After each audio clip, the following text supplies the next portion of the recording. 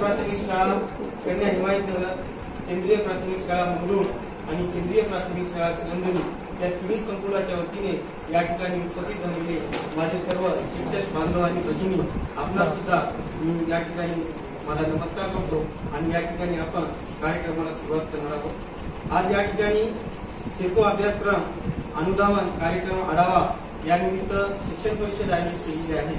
या शिक्षण परिषदेला आपल्या सर्वांना मार्गदर्शन करण्यासाठी आपल्या सर्वांचे आदर्श आणि आदरणीय माननीय श्री रवींद्र आंबेडकर साहेब प्राचार्य डायट नांदेड हे या ठिकाणी आपल्या वैयक्तिक वेळ काढून उपस्थित झालेले आहेत।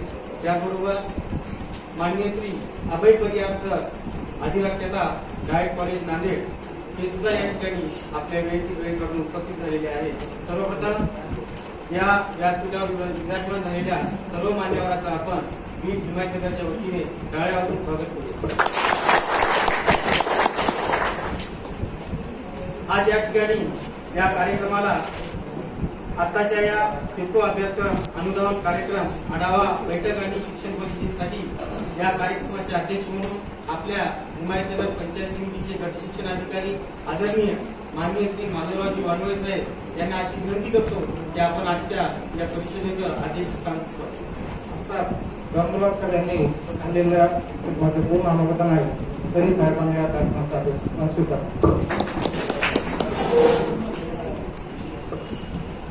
यानंतर आज आपल्याला आपल्या शैक्षणिक वर्तुळामध्ये ज्या काही शैक्षणिक वातावरण आहे आपल्याला ती अखंड अशी अविरत शिक्षणाची प्रक्रिया पुढे न्यायची आहे।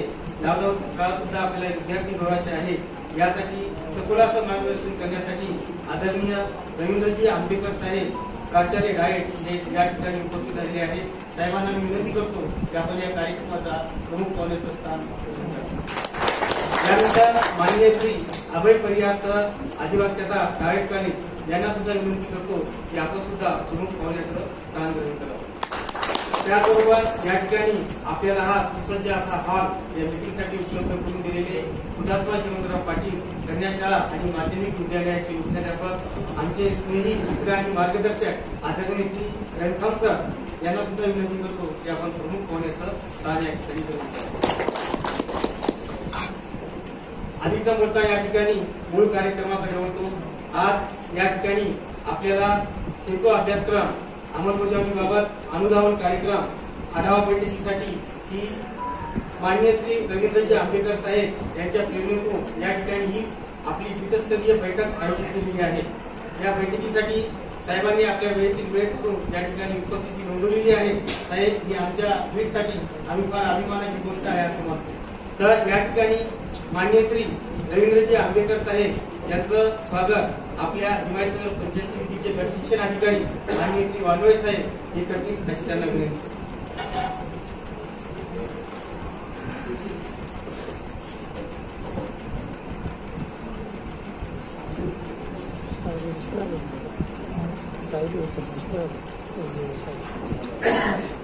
बसले दिसणार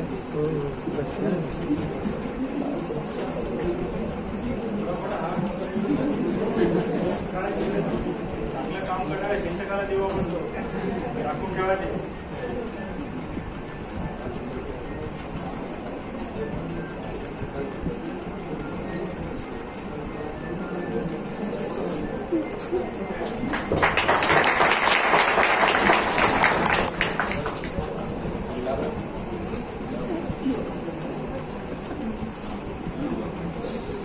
तुम्ही कसं मध्ये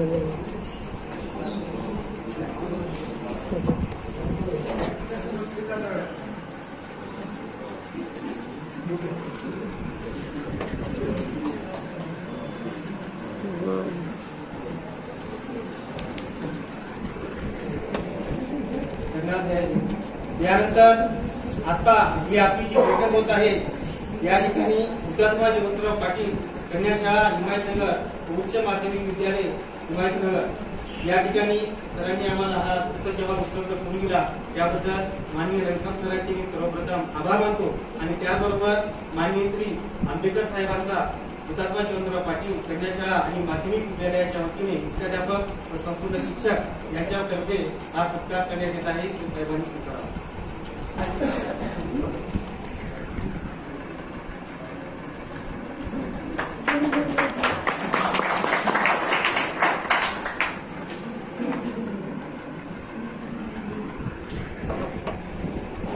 यानंतर या बैठकीसाठी उपस्थित असलेले माननीय श्री अभय परिहार त्याचा डायरेक्ट कॉलेज यांचं स्वागत माननीय श्री कल्याणकर सर करतील अशी विनंती.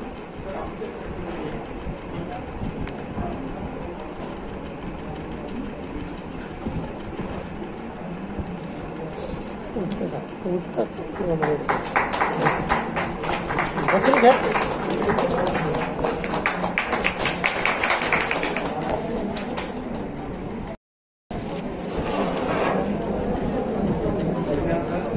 त्याचबरोबर माननीय श्री अभय परिहार सरांचं या शाळेचे मुख्याध्यापक माननीय श्री रक्षण सर शाळेच्या वतीने शुभेच्छा प्राप्त.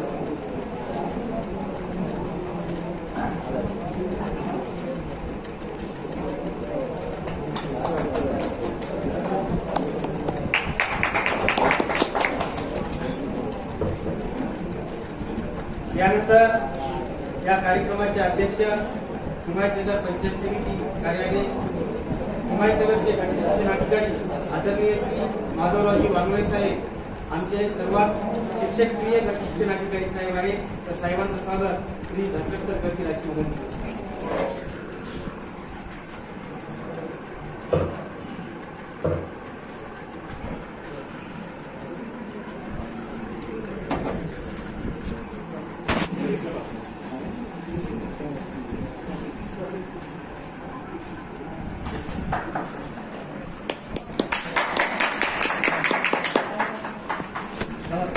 यानंतर हुतात्मा ज्योतिराव पाटील कन्या शाळा हिमायतनगरच्या वतीने देखील आदरणीय माधवरावजी वानवळे साहेब यांचं या ठिकाणी स्वागत होत आहे.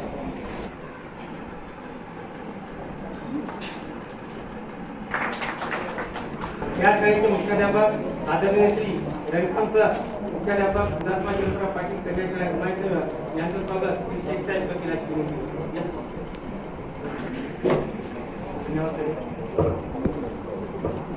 या ठिकाणी आताच आपला हा स्वागत आणि सत्काराचा कार्यक्रम संपन्न झालेला आहे.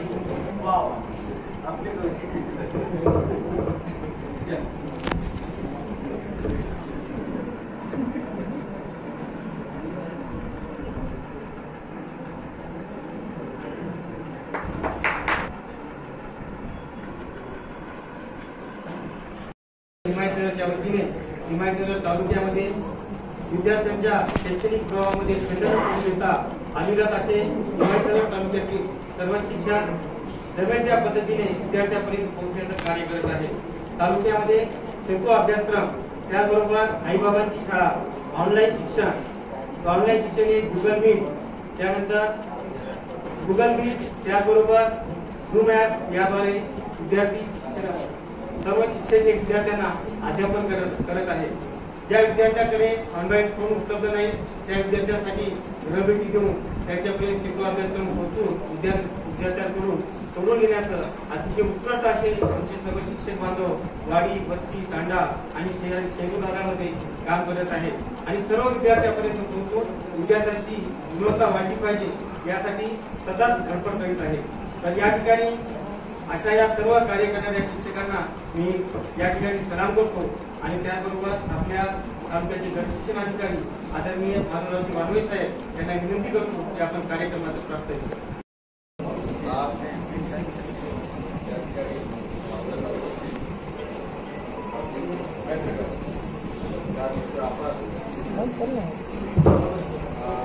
चल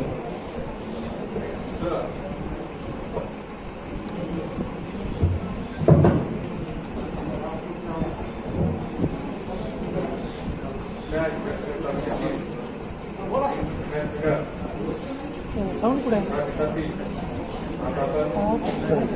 असं बाहेर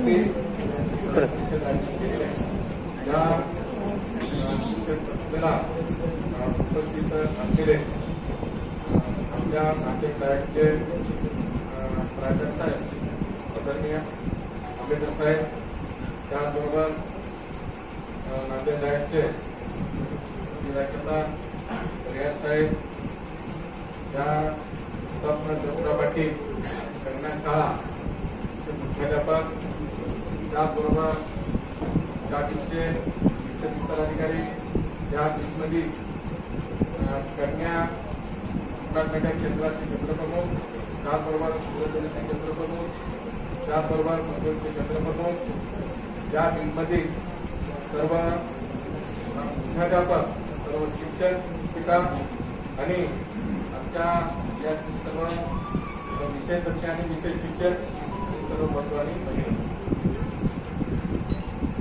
साहेबांचा आनंद मला सकाळी असा निरोप आला की मी ह्याला हुतात्मा पाटील नगर येथे पदवी करण्यासाठी येत आहोत आणि त्या अनुषंगाने तुमच्या तालुक्यातील एकतरी शिक्षण परिषद ऑफलाईन व्हावी असा साहेबांचा हेतू होता. त्या अनुषंगाने आपल्या शिक्षण संस्था झालेल्या आहेत, ऑनलाईन झालेल्या आहेत.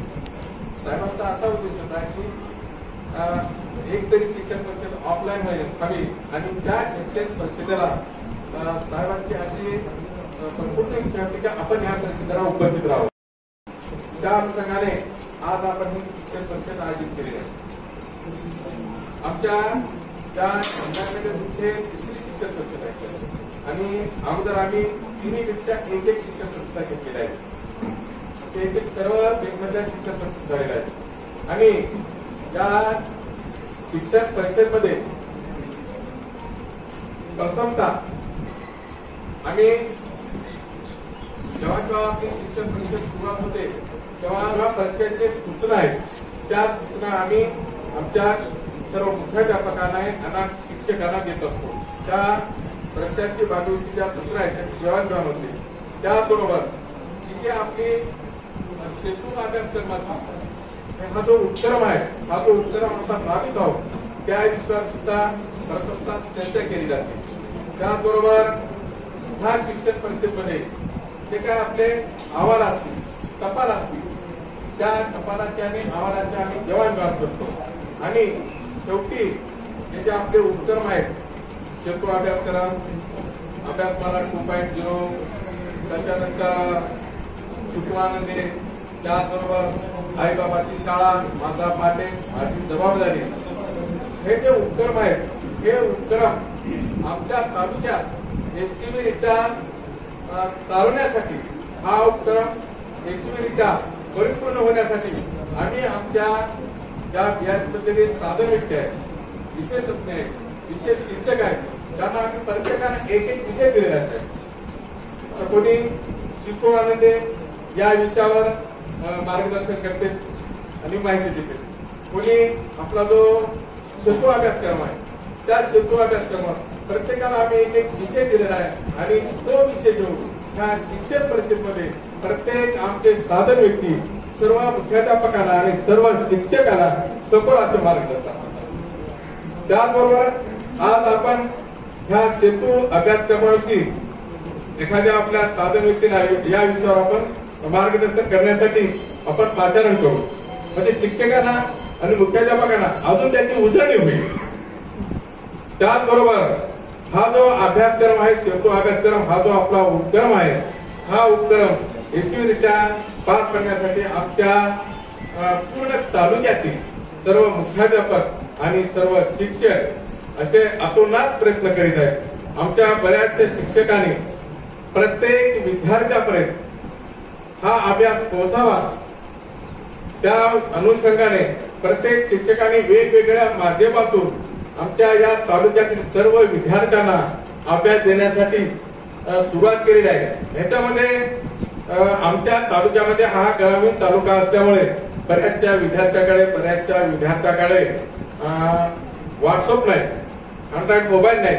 त्यामुळे ज्या काय विद्यार्थ्याकडे अँड्रॉइड मोबाईल नाही तशा विद्यार्थ्यांना आमच्या शिक्षकांनी त्यांची वेगळी यादी तयार करून, त्या विद्यार्थ्यांची वेगळी यादी तयार करून त्यांना त्यांच्या गृहभेटी घेऊन, प्रत्यक्ष त्यांची भेट घेऊन अध्यापन करण्याचा आणि अभ्यास देण्यास सुरुवात केलेली आहे. असे काही आमचे विद्यार्थी आहेत की काही गावामध्ये आहेत तर काही बाहेरगावी गेलेले आहेत. त्यांचे पालक मजुरीसाठी काही बाहेरगावी गेलेले आहेत. त्या विद्यार्थ्यांना आपण प्रत्यक्ष भेट घेऊन अध्यापन देऊ शकत नाही, अभ्यास देऊ शकत नाही. त्या दृष्टिकोनातून आमच्या शिक्षकांनी ज्या विद्यार्थ्याकडे हा अँड्रॉइड मोबाईल असेल, त्यांच्या शेजारी असेल, त्यांच्या मित्राकडे असेल किंवा त्यांच्या नातलगाकडे असेल, त्या नातलगाचा किंवा त्या मित्राचा किंवा त्यांच्या नातेवाईकाचा मोबाईल नंबर घेऊन त्यांच्या मोबाईल द्वारे सुद्धा आमचे शिक्षक अभ्यास देत आहेत. बऱ्याचशा आमच्या शिक्षकांनी आपले दैनंदिनी रजिस्टर तयार केलेला आहे साहेब. ज्याप्रमाणे आपण विद्यार्थ्याला ऑफलाईन शिकवतो, आपण दैनिक तासन तयार करतो, त्याचप्रमाणे आमच्या जवळपास सर्व शिक्षकांनी दैनंदिनी रजिस्टर तयार केलेले आहे. आणि त्या दैनंदिन रजिस्टर मध्ये डेट वाईज आपण ज्या विद्यार्थ्यांना आज अभ्यास दिलेला आहे, जो अभ्यास आपण तपासलेला आहे, त्याची नोंद त्या रजिस्टरला केल्या जाते. त्याबरोबर ज्या ज्या विद्यार्थ्यांना आपण आज अभ्यास दिलेला आहे, त्या विद्यार्थ्याची सुद्धा नोंद केलेली जाते.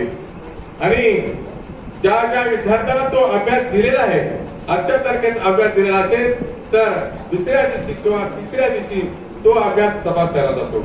आमचे बरेचसे शिक्षक वेगवेगळ्या माध्यमाद्वारे, ऑनलाईन म्हणा, व्हॉट्सअपद्वारे म्हणा किंवा ग्रवटी घेऊन म्हणा, प्रत्येक विद्यार्थ्याकडे हे अभ्यास पोहोचवत आहेत, जेणेकरून एकही विद्यार्थी आपल्या तालुक्यातील या अभ्यासापासून वंचित राहणार नाही. ह्या दृष्टिकोनातून आमचे सर्व शिक्षक हा आपला जो सेतू अभ्यासक्रम आहे, त्याचबरोबर अभ्यासमाला 2.0 असेल, त्याच्यानंतर शिकवानंद असेल, हा जो अभ्यासक्रम आहे, तो अभ्यासक्रम सर्व विद्यार्थ्यांपर्यंत पोहोचण्याचा आमचे शिक्षक प्रयत्न करीत आहेत. बरेचसे विद्यार्थी साहेब तसा शाळा बंद आहेत, आपण वास्तविक आपल्याला विद्यार्थ्यांना शाळेत बोलवता येत नाही, तरी पण स्वइच्छेने बरेचसे विद्यार्थी शाळेत येत आहेत. आता हे खरं म्हणजे अधिकृत नाहीये, पण स्वइच्छेने विद्यार्थी शाळेत येत आहेत. आणि आमचे शिक्षक जे काय विद्यार्थी शाळेत येत आहेत स्वइच्छेनं, त्या विद्यार्थ्यांना 1 तास म्हणा, 2 तास म्हणा, त्यांना अभ्यास देत आहेत आणि घेऊन बसत आहेत. होतं काय, आज समजा 4 विद्यार्थी आले, तर उद्याला त्या विद्यार्थ्याकडून पाहून दुसरे विद्यार्थी पुन्हा परत 4 येतील. म्हणजे अशा प्रकारे विद्यार्थ्यांची वाढ होत आहे. आणि त्या अनुषंगाने आमचे बरेचसे शिक्षक आपल्या विद्यार्थ्यांना, आपल्या शाळेतील विद्यार्थ्यांना, गावातील विद्यार्थ्यांना शाळेत बोलावून हा जो अभ्यास आहे आपला प्रत्यक्ष ऑफलाईन अभ्यास देत आहेत. म्हणून या खेड्यातील विद्यार्थ्यापर्यंत हा अभ्यास पोहोचत आहे. त्याचबरोबर आमच्या शिक्षकांनी आपली 26 तारखेला चाचणी झालेली आहे. पहिली चाचणी आम्ही 26 तारखेला घेतलेली आहे. 26 तारखेला 15 दिवस झाले चाचणी. आणि बऱ्याचशा शिक्षकांनी जवळपास 100% विद्यार्थ्यांच्या चाचण्या घेतलेल्या आहेत. आणि त्या चाचणीचे पेपर तपासून सर्व शिक्षकांनी गुण नोंद सुद्धा केलेली आहे. आणि त्यामुळे परीक्षा म्हटलं की विद्यार्थी शाळेत येतात. ज्यांनी शाळेत बोलवलं तर येत नाही, परीक्षा म्हटलं की अरे परीक्षा याच्याला जाऊच म्हणतात. म्हणून सर्व विद्यार्थी परीक्षा असल्यामुळे शाळेत येतात. ज्या काही विद्यार्थी समजा पहिल्या दिवशी परीक्षेला उपस्थित राहिलेले नसतील, त्या विद्यार्थ्याचे आम्ही दुसऱ्या दिवशी चाचणी घेतलेली आहे आणि त्या विद्यार्थ्यांचे पेपर तपासून गुणदार केलेले आहेत. आणि अशा प्रकारे आमच्या तालुक्यातील हा जो सेतू अभ्यासक्रमाचे आपले वेगवेगळे उपक्रम आहेत, ते उपक्रम आमचे सर्व शिक्षक यशस्वीरित्या पार पाडत आहेत. आणि आपल्या तालुक्यातील, आपल्या शाळेतील, आपल्या वर्गातील विद्यार्थ्यांची गुणवत्ता कशी वाढेल या अनुषंगाने आमचे सर्व मुख्याध्यापक, सर्व शिक्षक प्रयत्न करीत आहेत. आणि मी साहेबांना अशी विनंती गवाही देऊ शकतो की आमच्या तालुक्यातील सर्व विद्यार्थ्यांपर्यंत कोणत्या ना कोणत्या माध्यमाद्वारे हे शिक्षण पोहोचेल, यासाठी आम्ही आमचे सर्व शिक्षक, आमची बरेचसे अधिकारी सर्व प्रयत्न करतील. आणि आमच्या तालुक्यातील सर्व विद्यार्थी जास्तीत जास्त गुणवत्तेमध्ये कसे उतरतील आणि विद्यार्थी दररोज शाळेत येऊन ऑफलाईन द्वारे अभ्यास कसे घेतील, यासाठी आम्ही आमचे सर्व परीक्षा अधिकारी, आमचे सर्व शिक्षक, सर्व मुख्याध्यापक प्रयत्न करू आणि निश्चितच आमच्या तालुक्याची गुणवत्ता वाढून दाखवू अशी मी साहेबांना गवाही देतो आणि थांबतो. धन्यवाद. कशा पद्धतीने शैक्षणिक अंमलबजावणी होत आहे याचा आढावा या ठिकाणी साहेबांनी मांडलेला आहे. यानंतर विविध हिमायतनगरमध्ये जे काही शैक्षणिक कार्यक्रम चालू आहे त्याचा वितस्तरीय आढावा यात्रेचं व्यवस्था केलं असेल.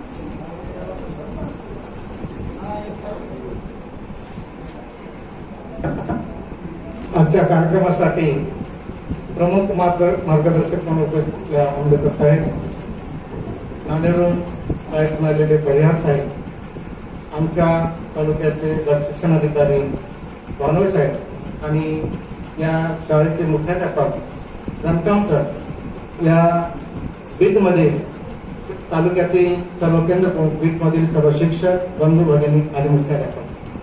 काल 5 वाजता शिक्षण विभाग हिमायतनगरला मेसेज टाकला की शिक्षण परिषद आयोजित करण्यात आली आणि आम्ही केंद्र प्रमुखांनी सर्व शिक्षकांना उपस्थित राहण्यासंदर्भात कशा सूचना दिल्या.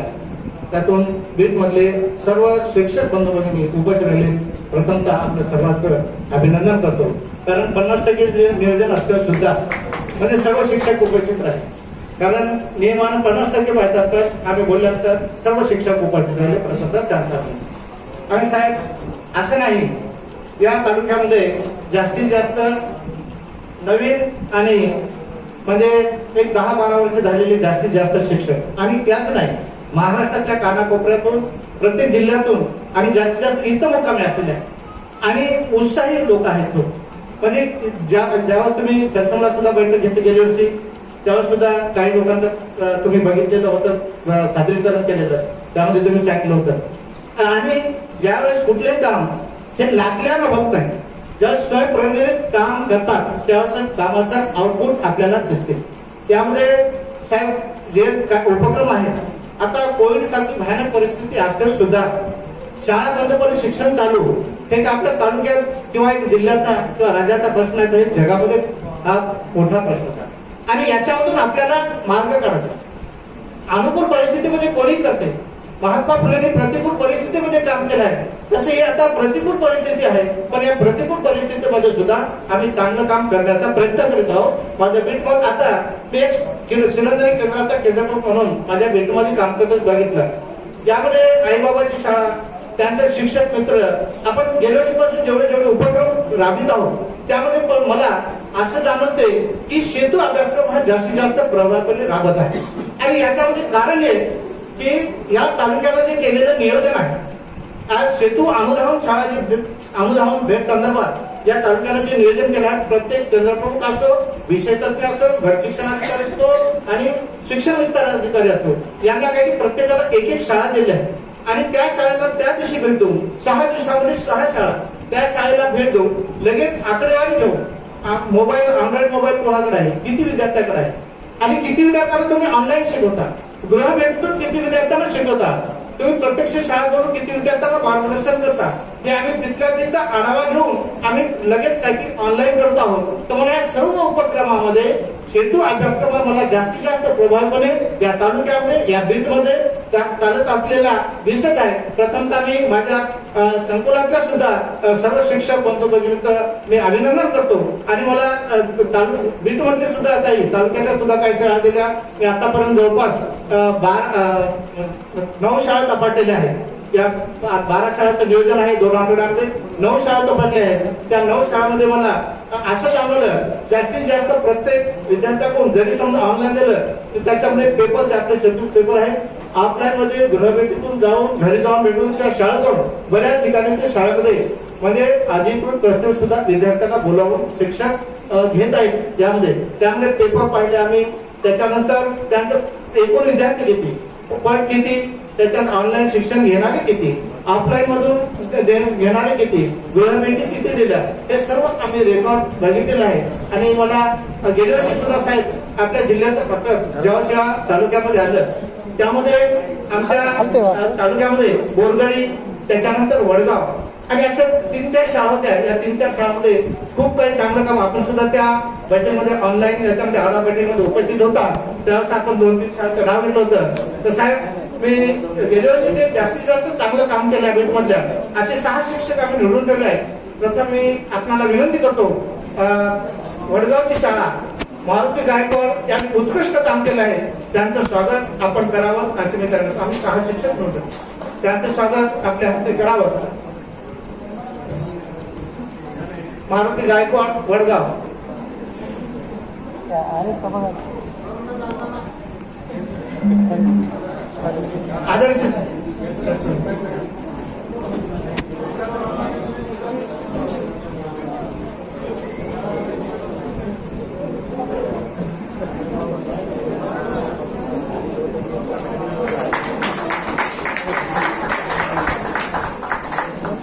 त्यानंतर गणेशवाडीची शाळा असेल, उन्हाळ्यामध्ये असो मे महिना असो तेव्हाही अतिशय उत्साही मुख्याध्यापक तिथले शिक्षक सुद्धा सर्व उत्साही साहेबांनी सुद्धा दिग्रस्कर साहेबांनी सुद्धा त्या शाळा 2 वेळेस भेट दिली, प्रत्यक्ष बघताय असे आपले त्या शाळेचे माजी मुख्याध्यापक सुद्धा सध्या सहशिक्षक आहेत नाथा गंगोलाकर यांनी सुद्धा गेल्या वर्षी खूप चांगलं काम केलंय. त्यांचं सुद्धा आपण स्वागत करावं, त्यांना प्रोत्साहन द्यावं.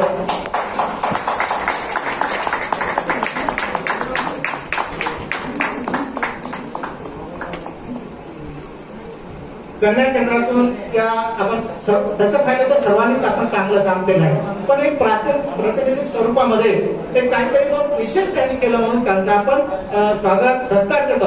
आपण सर्वच पात्र आहोत, पण एक प्रातिनिधिक स्वरूपामध्ये आपण करतो. त्यानंतर चिरंजन केंद्रामध्ये शिवराज कवटेकर की ज्यावेळेस जिल्ह्याचं पथक आलं त्या पथकामध्ये आपले सोमटके साहेब होते आणि गुट्टे साहेब होते. त्यांनी यांचं काम बघितलं, पूर्ण रेकॉर्ड बघितलं, वर्ग बघितला, तिथं त्यांचं स्वागत केलं. आम्ही सुद्धा तालुक्याच्या वतीनं आम्ही आमच्या केंद्रावर सुद्धा 2 वेळेस स्वागत केलं. त्यानंतर कोटा तांगा येथील प्रशांत कोरेकर हे शिक्षक सुद्धा यांनी सुद्धा गेल्या वर्षभरामध्ये खूप चांगलं काम केलं आहे, त्यांचं सुद्धा स्वागत आपण करावं.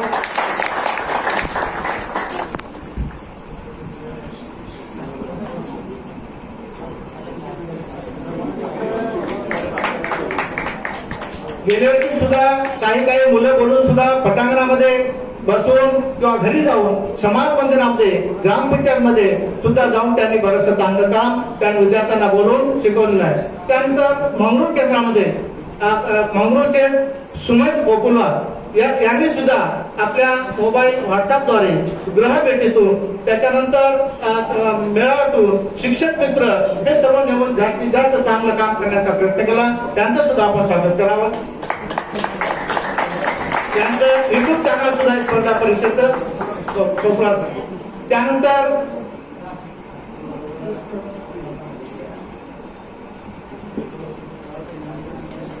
त्यानंतर आताही आम्ही तुम्ही जर यांना बोलवलं त्यांचं जर रेकॉर्ड बघितलं आपण तर खूप काही रेकॉर्ड. त्यानंतर परमेश्वर भास्करवार यांचं सुद्धा कालच आमचे शिक्षण विस्तार अधिकारी अरुण पाटील यांनी कालच ग्रुपला 2-3 दिवसापूर्वी अभिनंदन केलं होतं. यांचं सुद्धा काम त्याच्यानंतर अद्यावत रेकॉर्ड अतिशय सुंदर आहे, म्हणून आपण सुद्धा त्यांचं स्वागत करावं. ते निवडक असे आम्ही आमच्या बीटमध्ये या 3 केंद्रातून 2-2 प्रतिनिधी आम्ही निवडले. तसं पाहिलं तर सर्वच पात्र शिक्षक आहेत सरकारासाठी, पण आम्ही एक तात्पुरते म्हणजे प्रतिनिधी स्वरूपामध्ये 2-2 शिक्षक आम्ही निवडत घेतलेले आहेत. सर्वच काम आमच्या बीटचं चांगलं आहे. तुम्ही केव्हाही जरी आले आणि केव्हाही जरी आम्हाला बोललेलं, रेकॉर्ड बघितलं, वर्ग जरी बघितलं, आम्ही आमच्या पद्धतीनं जमत तेवढा प्रयत्न करीत आहोत. ठीक आहे. तर माझ्या केंद्रामध्ये संकुल चिरंजीमध्ये एकूण 1026 विद्यार्थी आहेत, 1ली ते 8वी पर्यंत. त्यामध्ये 822 विद्यार्थी यांना आम्ही अभ्यासक्रम देत आहोत. यामध्ये 245 विद्यार्थ्यांना आम्ही अँड्रॉइड मोबाईलद्वारे देत आहोत अभ्यासक्रम. त्यामध्ये काही मोबाईल काय होते, अँड्रॉइड मोबाईल जरी असला तर तो पालक काही की शेतामध्ये घेऊन जातो. मग एखाद्या ते आम्हाला समजा फोन आला तर ते मोबाईल पालकाकडे राहतो. मग आम्ही सायंकाळचं आल्यानंतर आम्ही शिक्षकांना विनंती केली किंवा आता आम्ही जेवढं आपण प्रेमानं काम करून घेऊ तेवढं चांगलं होते, किंवा अधिकारानं काम तेवढं होत नाही. पण आम्ही शिक्षकांना तुम्ही सुद्धा त्यांना पालकांना बोलावून काही जणांनी शिक्षक मित्र नेमून पारावर पंचायत मध्ये किंवा चावडीवर या पद्धतीनं केलं. पण याच्यामध्ये फक्त एक याच्यामध्ये तुम्हाला सांगतो कोण केव्हा काय विचारलं काय सांगतो नाही. गेल्या वर्षी ज्यावेळेस सुरक्षा समिती म्हणून आपण शाळा वगैरे वेळेस नेमू लागलो, त्या बैठकीचे अध्यक्ष सरपंच आणि बाकी प्रतिनिधी ग्राम शिक्षणाचे अध्यक्ष हे ते कोण केव्हा विचारलं काय सांगायचं. आपण विचारतो म्हणून काम करत नाही, तसं खरंच आपलं ते कर्तव्य आहे आणि आपण काही प्रेरणेनं सुद्धा काम करतो. माझ्या केंद्रावर मी बैठक घेतली, मी मुख्याध्यापक आहे आणि केंद्राचा चार्ज पण आहे. त्यानंतर मी त्या सुरक्षा समिती बैठक घेतली, बैठकीला सर्व उपस्थित, त्याच्यामध्ये माजी चेअरमन म्हणून एक जागरूक आणि पालक होते. मग त्यांची बॉडी निवडून आली होती, म्हणजे त्या सरपंचाचे वडील. त्यांनी मला एक प्रश्न केला, तुम्ही पहिल्या वर्गासाठी काय केलं?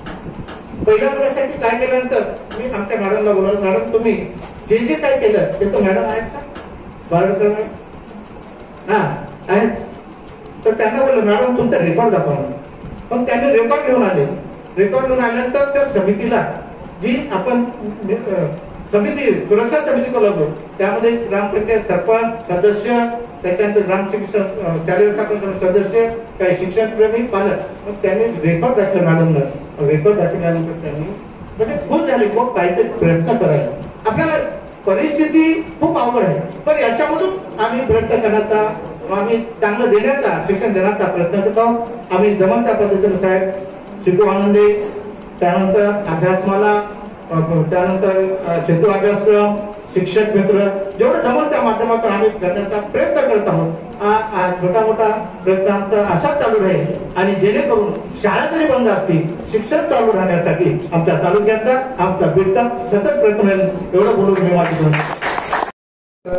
या ठिकाणी हिमायतनगर तालुक्यामध्ये जे शैक्षणिक कार्य चालू आहे, आपले सर्व शिक्षक बांधव अतिशय तळमळीने काम करत आहेत, विद्यार्थ्यांपर्यंत पोहोचत आहेत. आज या ठिकाणी पंचायत समिती कार्यालय हिमायतनगरच्या वतीने प्रत्येक केंद्रातील निवडक शिक्षकांचा पुष्पगुच्छ देऊन सत्कार करण्यात आला आणि ही प्रेमाची थाप आमच्या पाठीवर दिलेली आहे. खरं तर विद्यार्थ्यांना शिकवणं, त्यांच्यापर्यंत पोहोचणं हे आपल्या प्रत्येकाचं कार्यच आहे. आपण ज्या पद्धतीने आपले स्वतःच्या ठिकाणी हुशार करतो, वैयक्तिक लक्ष देतो स्वतःच्या ठिकाणा, त्याच पद्धतीनं शाळेमध्ये येणारा प्रत्येक विद्यार्थी हा आमचा स्वतःचा मुलगा आहे, स्वतःची मुलगी आहे, स्वतःचं बाळ आहे, अशी अंतरिम भावना ठेवून आम्ही त्यांना शिकवतो. आम्हाला कोणी सत्कार करावा किंवा कोणी शाबासकी द्यावी अशी अजिबात इच्छा नसते. आम्ही जेव्हापासून त्या शैक्षणिक कार्यामध्ये सामील झालो तेव्हापासून आमचं सर्वांचं हे अविरत असं कार्य चालू आहे. तरी पण कार्यालयाच्या वतीनं आदरणीय आंबेडकर साहेबांनी या ठिकाणी आम्हा सर्व शिक्षकांवर जी प्रेमाची थाप दिलेली आहे ती आम्ही सदैव अविस्मरणीय आमच्या लक्षामध्ये राहणार आहे. त्यामुळे या ठिकाणी सर्व मंचावर उपस्थित असलेल्या मान्यवरांचं माझ्या हिमायतनगर बीडच्या वतीने या ठिकाणी आभार मानतो आणि पुढील कार्यक्रमाकडे होतो. या ठिकाणी आज या कार्यक्रमाला उपस्थित असलेले माननीय श्री प्राध्यापक अभय परिहार सर, ज्येष्ठ अतिरिक्तता दायक यांना विनंती करतो की आपण आम्हाला मार्गदर्शन.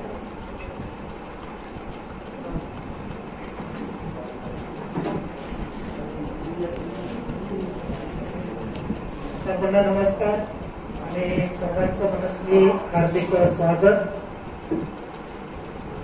सन्माननीय नंदकुमार सर, माजी प्रधान सचिव शालेय शिक्षण व क्रीडा विभाग, नेहमी म्हणायचे शिक्षक काम करतात त्यांना प्रेरणा द्या. तीच प्रेरणा देण्यासाठी आज आम्ही आपणासमोर उपस्थित झालेलो आहोत.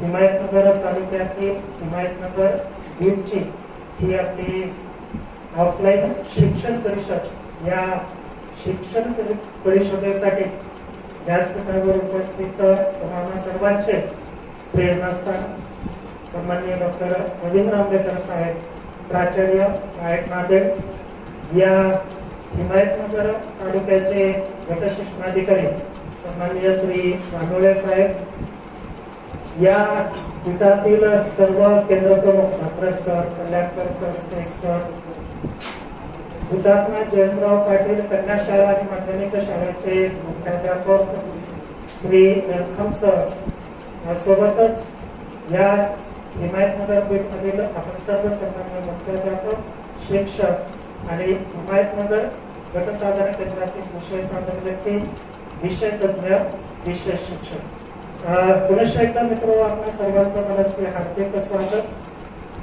या ठिकाणी आपण मागील 1.5 ते 2 वर्षापासून कोविडच्या प्रतिकूल परिस्थितीमधून जात आहोत. कोविडची प्रतिकूल परिस्थिती प्रामुख्याने इयत्ता 1ली ते 5वीचे वर्ग आपले मागील 1.5 ते 2 वर्षापासून सुरू देखील झाले नाही. शैक्षणिक वर्ष 2020-21 मध्ये उच्च प्राथमिक आणि माध्यमिक आणि उच्च माध्यमिक शाळा काही महिन्यांसाठी सुरू झाल्या होत्या, परंतु पुन्हा एकदा कोविडची दुसरी लाट आल्यामुळे त्या शाळा देखील आपल्याला बंद कराव्या लागल्या.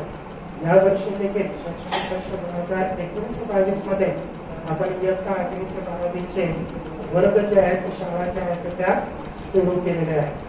प्रामुख्याने या ठिकाणी आपण प्राथमिक स्तरावरील विद्यार्थ्यांच्या शिक्षणाबद्दल जर विचार केला तर जो वय शिक्षणाचा आहे, जे वय संस्कार घेण्याचा आहे, संस्कार बिंबवण्याचा आहे, त्याच वयातील बालक जे आहे ते शिक्षणापासून शाळेपासून दूर आहे. कारण वर्गातील शिक्षक विद्यार्थी, विद्यार्थी विद्यार्थी यांच्या आंतरक्रिया या प्राथमिक स्तरावर होत नाही. तरी आपण परिस्थितीसमोर हात टेकले नाही, आपण निराश झालो नाही. नानाविध प्रकारचे आपण या ठिकाणी ऑनलाईन आणि ऑफलाईन शिक्षण पद्धतींचा, मार्गांचा अवलंब करून विद्यार्थ्यांना शिक्षणाच्या प्रवाहात टिकून ठेवण्याचा प्रयत्न केला. ऑनलाईन मध्ये मग आपण अँड्रॉइड मोबाईल जर पालकाकडे असेल तर त्या ठिकाणी विद्यार्थ्यांना एखादी PDF पाठवणे, एखादा युट्यूबचा व्हिडिओ पाठवणे, एखादी गुगल लिंक पाठवणे किंवा पाठ्यपुस्तकाचा पाठाचा फोटो वगैरे काढून तो व्हॉट्सअपवर पाठवणे. आणि त्याही पुढे खऱ्या अर्थानं ज्याला ऑनलाईन शिक्षण म्हटलं जातं ते म्हणजे व्हर्च्युअल क्लास घेणं, ज्यामध्ये की आभासी वर्गरचना तयार केलेली असते आणि शिक्षक विद्यार्थी आणि विद्यार्थी विद्यार्थी आपसामध्ये दूर अंतरावर असून देखील आंतरक्रिया प्रस्थापित करतात. अशा व्हर्च्युअल क्लासचे देखील क्लास करून आपण विद्यार्थ्यांना शिक्षणाच्या प्रवाहात ठेवलं. सोबतच आपण ज्यांच्याकडे अँड्रॉइड मोबाईल नाही, जिथं इंटरनेट फॅसिलिटी नाही, अशा विद्यार्थ्यांना आपण स्वाध्याय पुस्तिका दिल्या, पाठ्यपुस्तकं वाटप केले, गृहभेटी आपण करतच आहोत. शाळेच्या वर्गात नाही परंतु वरांड्यामध्ये, समाज मंदिरामध्ये, एखाद्या शिक्षण प्रेमीच्या घरामध्ये किंवा एखाद्या गल्लीमध्ये, कॉर्नरमध्ये आपण त्या ठिकाणी प्रत्यक्ष विद्यार्थ्यांना अध्यापनाचं काम देखील केलेलं आहे. म्हणजे आपण या ठिकाणी ऑनलाईन आणि ऑफलाईन जमेल त्या मार्गाने विद्यार्थ्यांना शिक्षणाचं मध्ये टिकून ठेवण्यासाठी कसोशीने प्रयत्न केलेला आहे. पण तरी सुद्धा जेव्हा शैक्षणिक वर्ष 2021-22 ची सुरुवात झाली तेव्हा आपल्या समोर यक्ष प्रश्न होता, तो म्हणजे विद्यार्थ्यांना वर्गभेटी कशी द्यायची. आणि या संदर्भात शालेय शिक्षण विभागाचा 6 एप्रिलचा पत्र आणि SCRTचं 8 एप्रिलचं पत्र यानुसार RT 2009 कलम क्रमांक 16 नुसार आपण प्रत्येक विद्यार्थ्याला वर्गभेटी दिली. पण तरी सुद्धा कुठेतरी आपल्या मनामध्ये खंत होते आणि मोठ्या उदार अंतकरणाने आपण हे देखील मान्य केलं की ज्या पद्धतीनं शालेय वातावरणामध्ये विद्यार्थ्यांची अध्यापन प्रक्रिया घडून येते, शिकण्याची प्रक्रिया घडून येते, ज्या प्रमाणात विद्यार्थी वर्गामध्ये आल्यानंतर अध्ययन निष्पत्ती आत्मसात करतो, तितक्याशा प्रमाणात शैक्षणिक वर्ष 2020-21 मध्ये अध्ययन निष्पत्ती विद्यार्थ्यांनी आत्मसात केल्या नाही. म्हणजे कुठेतरी विद्यार्थ्यांचा लर्निंग लॉस, अध्ययन क्षय झाला हे आपण मोठ्या मनाने या ठिकाणी स्वीकारलं. कारण शाळेतील एकूण तासाचा कालावधी तो आपल्याला व्हर्च्युअल क्लासमध्ये दुसरा कालावधी देता येत नाही. गृहभेटीमध्ये देखील आपल्याला शाळेच्या एकूण अध्यापनाचा शिकवण्याचा तास गृहभेटीमध्ये आपल्याला देता येत नाही. या अशा काही परिस्थितीमुळे विद्यार्थ्यांचा अध्ययन क्षय झाला आणि तो अध्ययन क्षय भरून काढण्यासाठी राज्य शैक्षणिक संशोधन व प्रशिक्षण परिषद महाराष्ट्र पुणे यांनी प्रत्येक डाएटच्या सहकार्याने राज्यस्तरावरचा सेतू अभ्यासक्रमाची अंमलबजावणी राज्यामध्ये सुरुवात केली. सेतू अभ्यासक्रमाची राज्यामध्ये राज्यस्तरावरून SRP कडून 1 जुलै ते 14 ऑगस्ट या कालावधीमध्ये आपल्याला करायची होती. परंतु निश्चितच या ठिकाणी नांदेड जिल्ह्याच्या भौगोलिक भागाचा परिसराचा जर आपण अभ्यास केला, माहूर किंमत सारखे काही दुर्गम वाडी वस्ती पाण्याचे काही या ठिकाणी गावं आहेत, तर त्या ठिकाणच्या शिक्षकांपर्यंत हा जो सेतू अभ्यासक्रमाचा संदेश पोहोचला पाहिजे, त्या वेळेत तो संदेश पोहोचला नाही. म्हणून जिल्हा स्तरावरून असं ठरवण्यात आला, निर्णय घेण्यात आला की नांदेड जिल्ह्यामध्ये आपण 12 जुलै पासून या सेतू अभ्यासक्रमाची अंमलबजावणी करूया. आपल्या हिमायतनगर तालुक्यामध्ये देखील माझ्या मते निश्चितच 12 तारखेपासून सेतू अभ्यासक्रमाची अंमलबजावणी सुरू झालेली आहे. राज्य स्तराच्या नियोजनानुसार आजचा 35वा दिवस आणि जिल्हा स्तराच्या नियोजनानुसार आजचा 23 किंवा 24वा दिवस आहे. असं सेतू अभ्यासक्रम पुढे येण्या पाठीमागचं मुख्य कारण म्हणजे त्या इयत्तेच्या अध्ययन निष्पत्ती विद्यार्थ्यांच्या आत्मसात करायला पाहिजे होत्या, त्या आत्मसात केल्या नाहीत.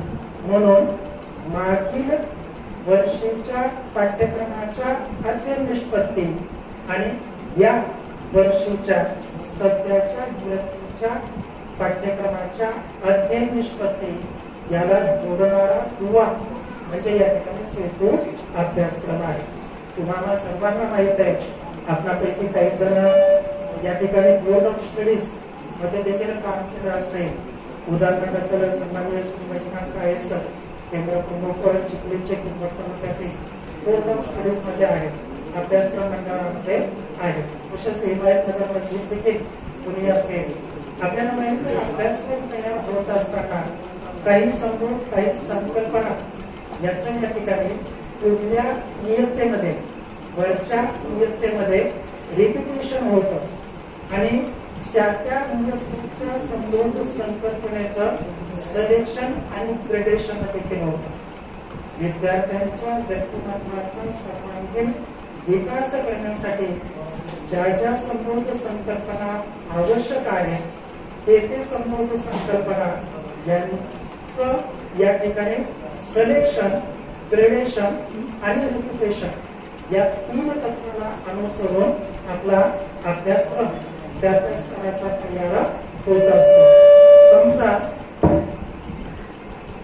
आदल्या वर्षीच्याच अध्ययन निष्पत्ती संपूर्ण संकल्पना स्पष्ट झालेल्या नसते, आकलन झालेलं नसेल, तर या वर्षीच्या किंवा पुढल्या वर्षीच्या अध्ययन निष्पत्ती किंवा संपूर्ण संकल्पना समजण्यासाठी कठीण जातात आणि मग हळूहळू तो विषय विद्यार्थ्यांसाठी कठीण वाटू लागतो, अवघड वाटू लागतो.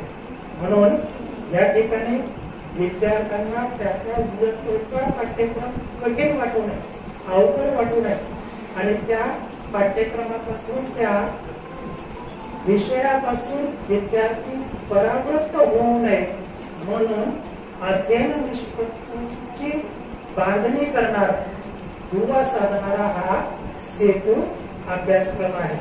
खरं तर जर या ठिकाणी कोविडची प्रतिकूल परिस्थिती नाहीशी झाली असती आणि प्रत्यक्ष वर्गामध्ये शिक्षक आणि विद्यार्थ्यांच्या आंतरक्रिया सुरू झाल्या असत्या, शाळा सुरू झाल्या असत्या, तर या सेतू अभ्यासक्रमाची आणखी अधिक प्रभावीरित्या आपल्याला अंमलबजावणी करता आली असते आणि अधिकची परिणामकारक आपल्याला पाहता आली असते. पण तरी सुद्धा कोविडच्या प्रतिकूल परिस्थितीमध्ये ज्या पद्धतीने आपण आपल्या विद्यार्थ्यांना शिक्षणाच्या प्रवाहात टिकून ठेवण्यासाठी ऑनलाईन आणि ऑफलाईन मार्गाने विद्यार्थ्यांच्या संपर्कात आहोत, त्याच पद्धतीने आपण या सेतू अभ्यासक्रमाची देखील अंमलबजावणी करत आहोत. काही विद्यार्थ्यांना आपण या ठिकाणी ज्यांच्याकडे अँड्रॉइडच्या सुविधा आहेत त्यांना आपण त्या दैनिक लिंक PDF जे आहेत सेतू अभ्यासक्रमाच्या आपण पाठवत आहोत. काही जण आपल्यापैकी तत्वस्नेही शिक्षक जे आहेत व्हर्च्युअल क्लासमध्ये 1-1.5 तासामध्ये त्या दिवसाची कृती पत्रिका जी आहे, अभ्यासक्रम जो आहे तो पूर्ण करून घेत आहे. काही शिक्षक गृहभेटीतून पालकांच्या मदतीने हा सेतू अभ्यासक्रमाची प्रभावी अंमलबजावणी करण्याचा प्रयत्न आपण करत आहोत. काय आहे हा सेतू अभ्यासक्रम? तर मागील इयत्ता आणि या इयत्तेच्या अध्ययन निष्पत्तीची बांधणी करणारा हा सेतू अभ्यासक्रम आहे. एकूण 45 दिवसाचा हा आपला सेतू अभ्यासक्रम, ज्यामध्ये की विषय निहाय, इयत्ता निहाय, दैनंदिन अभ्यास कृती पत्रिकेच्या रूपामध्ये त्याची मांडणी करण्यात आलेली आहे. या सेतू अभ्यासक्रमामध्ये एकूण 3 चाचण्या देखील देण्यात आलेल्या आहेत. दर 15 दिवसाच्या टप्प्यामध्ये आपल्याला 15व्या दिवशी पहिली चाचणी, 30व्या दिवशी दुसरी चाचणी आणि 45व्या दिवशी आपल्याला तिसरी चाचणी घ्यायची आहे. आणि या चाचणींचे अभिलेख जे आहेत ते आपल्याला संग्रही ठेवायचे आहे. कारण शैक्षणिक वर्ष 2020-21 विद्यार्थ्यांचं निकाल पत्रक संचयी प्रगती पुस्तक तयार करत असताना आपण कोणत्या समस्या पुन्हा सामोरे गेलो याचा प्रत्यक्ष आपण अनुभव घेतलेला आहे. ह्या चाचण्यांच्या माध्यमातून होऊ शकतं भावी काळामध्ये 21-22 या शैक्षणिक वर्षाचं आकारित आणि संकलित मूल्यमापनामध्ये विचार केला जाऊ शकतो. सध्या काही तसा विचार नाही, परंतु आपल्याला चाचण्यांचे गुणधर्म जे आहे ते आपल्याला संग्रही ठेवायचं आहे. आता या कृती पत्रिकांची दैनंदिन पाठ्यक्रमाची रचना खूप मजेशीर करण्यात आलेली आहे. एकूण 6 भागामध्ये याची मांडणी करण्यात आलेली आहे. जर तुम्ही बारकाईनं ही जर मांडणी पाहिली असेल तर तुमच्या देखील ते लक्षात आलेलं असेल की सगळ्यात सुरुवातीला काय आहे, कोणताही वर्ग घ्या, कोणताही विषय घ्या, अगदी सुरुवातीला काय आहे त्या कृती पत्रिकेमध्ये,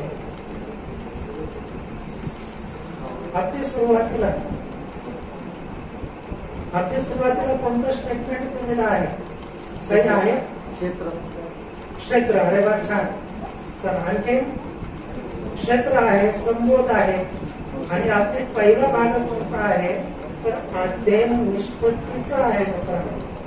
अगदी सुरुवातीला कोणताही वर्ग घ्या, कोणताही विषय घ्या, कोणताही दिवस घ्या, या कृती पत्रिकेची मांडणी करत असताना अगदी सुरुवातीला पहिला जर भाग कोणता दिला असेल तर तो आहे अध्ययन निष्पत्ती. सुरुवातीला ठळक अक्षरामध्ये त्या ठिकाणी अध्ययन निष्पत्ती लिहिलेली आहे.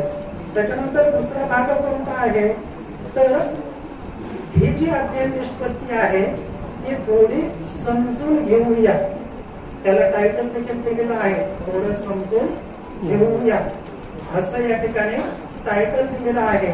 आणि त्या अध्ययन निष्पत्तीच्या साध्यतेसाठी जो कोणता कंटेंट लागणार आहे, पाठ्यांश लागणार आहे, त्या पाठ्यांशाचं थोडक्यात विवरण या दुसऱ्या भागामध्ये देण्यात आलेलं आहे.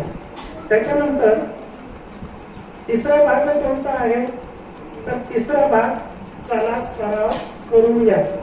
पहिल्या भागामध्ये अध्ययन निष्पत्ती विद्यार्थी वाचे, दुसऱ्या भागामध्ये पाठ्यांश वाचे. जो पाठ्यांश वाचलेला आहे त्याचा विद्यार्थी तिसऱ्या भागामध्ये सराव करेल. जसं आपण दैनंदिन पाठ्यक्रमामध्ये विषय प्रतिपादन झालं की संकलन आणि गणितामध्ये दृढीकरण ही पायरी असते. म्हणजे त्या तासिकेमध्ये जो पाठ्यांश शिकवलेला आहे त्याची पुनरावृत्ती शिक्षक जाणीवपूर्वक या संकलन किंवा दृढीकरण पायरीमध्ये करतो. बिलकुल त्याच पद्धतीनं या ठिकाणी या तिसऱ्या भागामध्ये चला सराव करूया हा भाग दिलेला आहे. म्हणजे त्या ठिकाणी काही उदाहरणे, काही प्रश्न त्या ठिकाणी विद्यार्थ्यांनी सोडवायचे. चौथा भाग कोणता आहे सोडवून पाहूया. म्हणजे आता या ठिकाणी अध्ययन निष्पत्ती वाचली, पाठ्यांश वाचला, त्याच्यानंतर त्या पाठ्यांशाचा सरावही केला. आता विद्यार्थ्यांनी स्वाध्याय सोडवायचा आहे 4थ्या भागामध्ये सोडवून पाहूया. यामध्ये विद्यार्थ्याला संकल्पना समजली की नाही हे पाहण्यासाठी एखादी कृती दिलेली असेल, एखादा स्वाध्याय दिलेला असेल किंवा एखादा प्रश्न दिलेला असेल, ती कृती, तो प्रश्न, तो स्वाध्याय जो आहे तो विद्यार्थ्याने सोडवायचा आहे. 5व्या भागामध्ये थोडी मदत, जर तुम्ही आपल्या अँड्रॉइड मोबाईलवर हा सेतू अभ्यासक्रमाची PDF पाहिले तर त्या विषय, वर्ग आणि दिवशी दीक्षा ऍपची त्या पाठ्यांशावर आधारित लिंक देखील दिलेली आहे. विद्यार्थी वरील 4 भागाचा तर अभ्यास करणारच, परंतु त्याला अधिक संदर्भ, अधिक माहिती जर मिळवायची असेल तर 5व्या भागामध्ये या ठिकाणी दीक्षा ऍपच्या लिंक देखील आहे आणि दीक्षा ऍपचे तो व्हिडिओ देखील पाहू शकतो. आणि सगळ्यात शेवटी 6वा भाग कोणता आहे तर हे मला समजले. म्हणजे या ठिकाणी देखील विद्यार्थी काय करणार आहे तर स्वतःच स्वयंमूल्यमापन करणार आहे.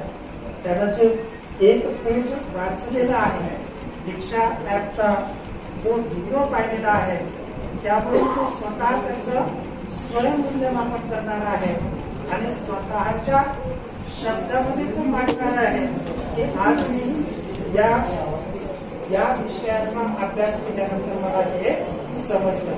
तर या 6 भागाला अनुसरून प्रत्येक विद्यार्थ्याचा, प्रत्येक वर्गाचा, प्रत्येक विषयाचा दैनंदिन कृती पत्रिकेमध्ये मांडणी करण्यात आलेली आहे. आता प्रत्येक गोष्ट तर या ठिकाणी नाही,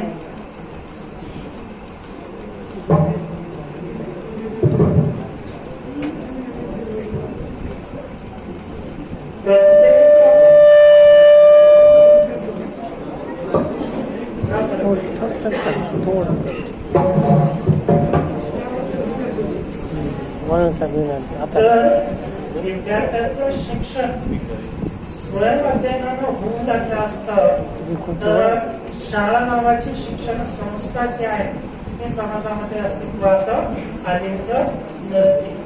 शिक्षणाची व्याख्याच आपण करतो की परिपक्व व्यक्तिमत्वाने अपरिपक्व व्यक्तिमत्वावर केलेले संस्कार म्हणजे शिक्षण. म्हणून कुठेतरी या ठिकाणी या सेतू अभ्यासक्रमासाठी देखील शिक्षकाचं मार्गदर्शन आणि पालकांची मदत विद्यार्थ्यांसाठी अत्यंत अनिवार्य आहे. आणि हे सर्व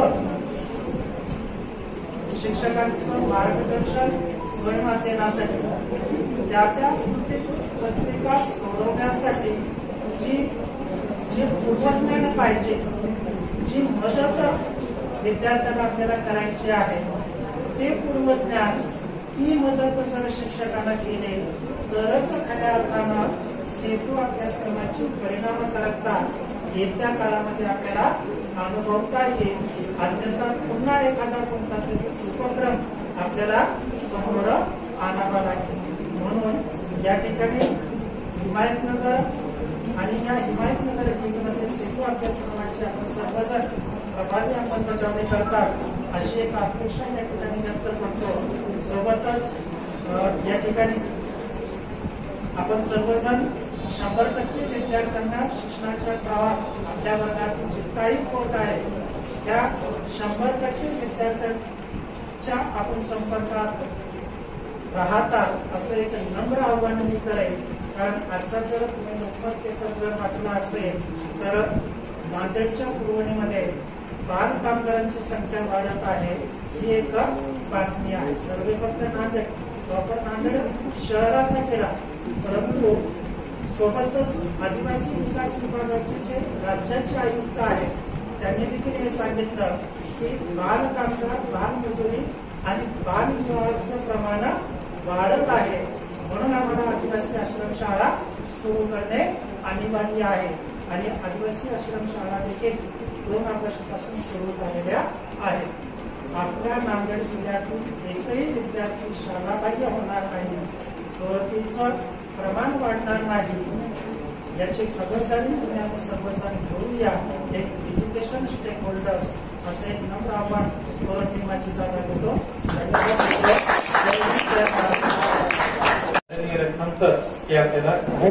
सर्वप्रथम बाहेर एवढ्या मोठ्या संख्येनं या ठिकाणी उपस्थित झालेल्या आमच्या सर्व शिक्षक बंधूंचं मी सरांचं अगोदर स्वागत करत नाही, परंतु तुमचं करतोय.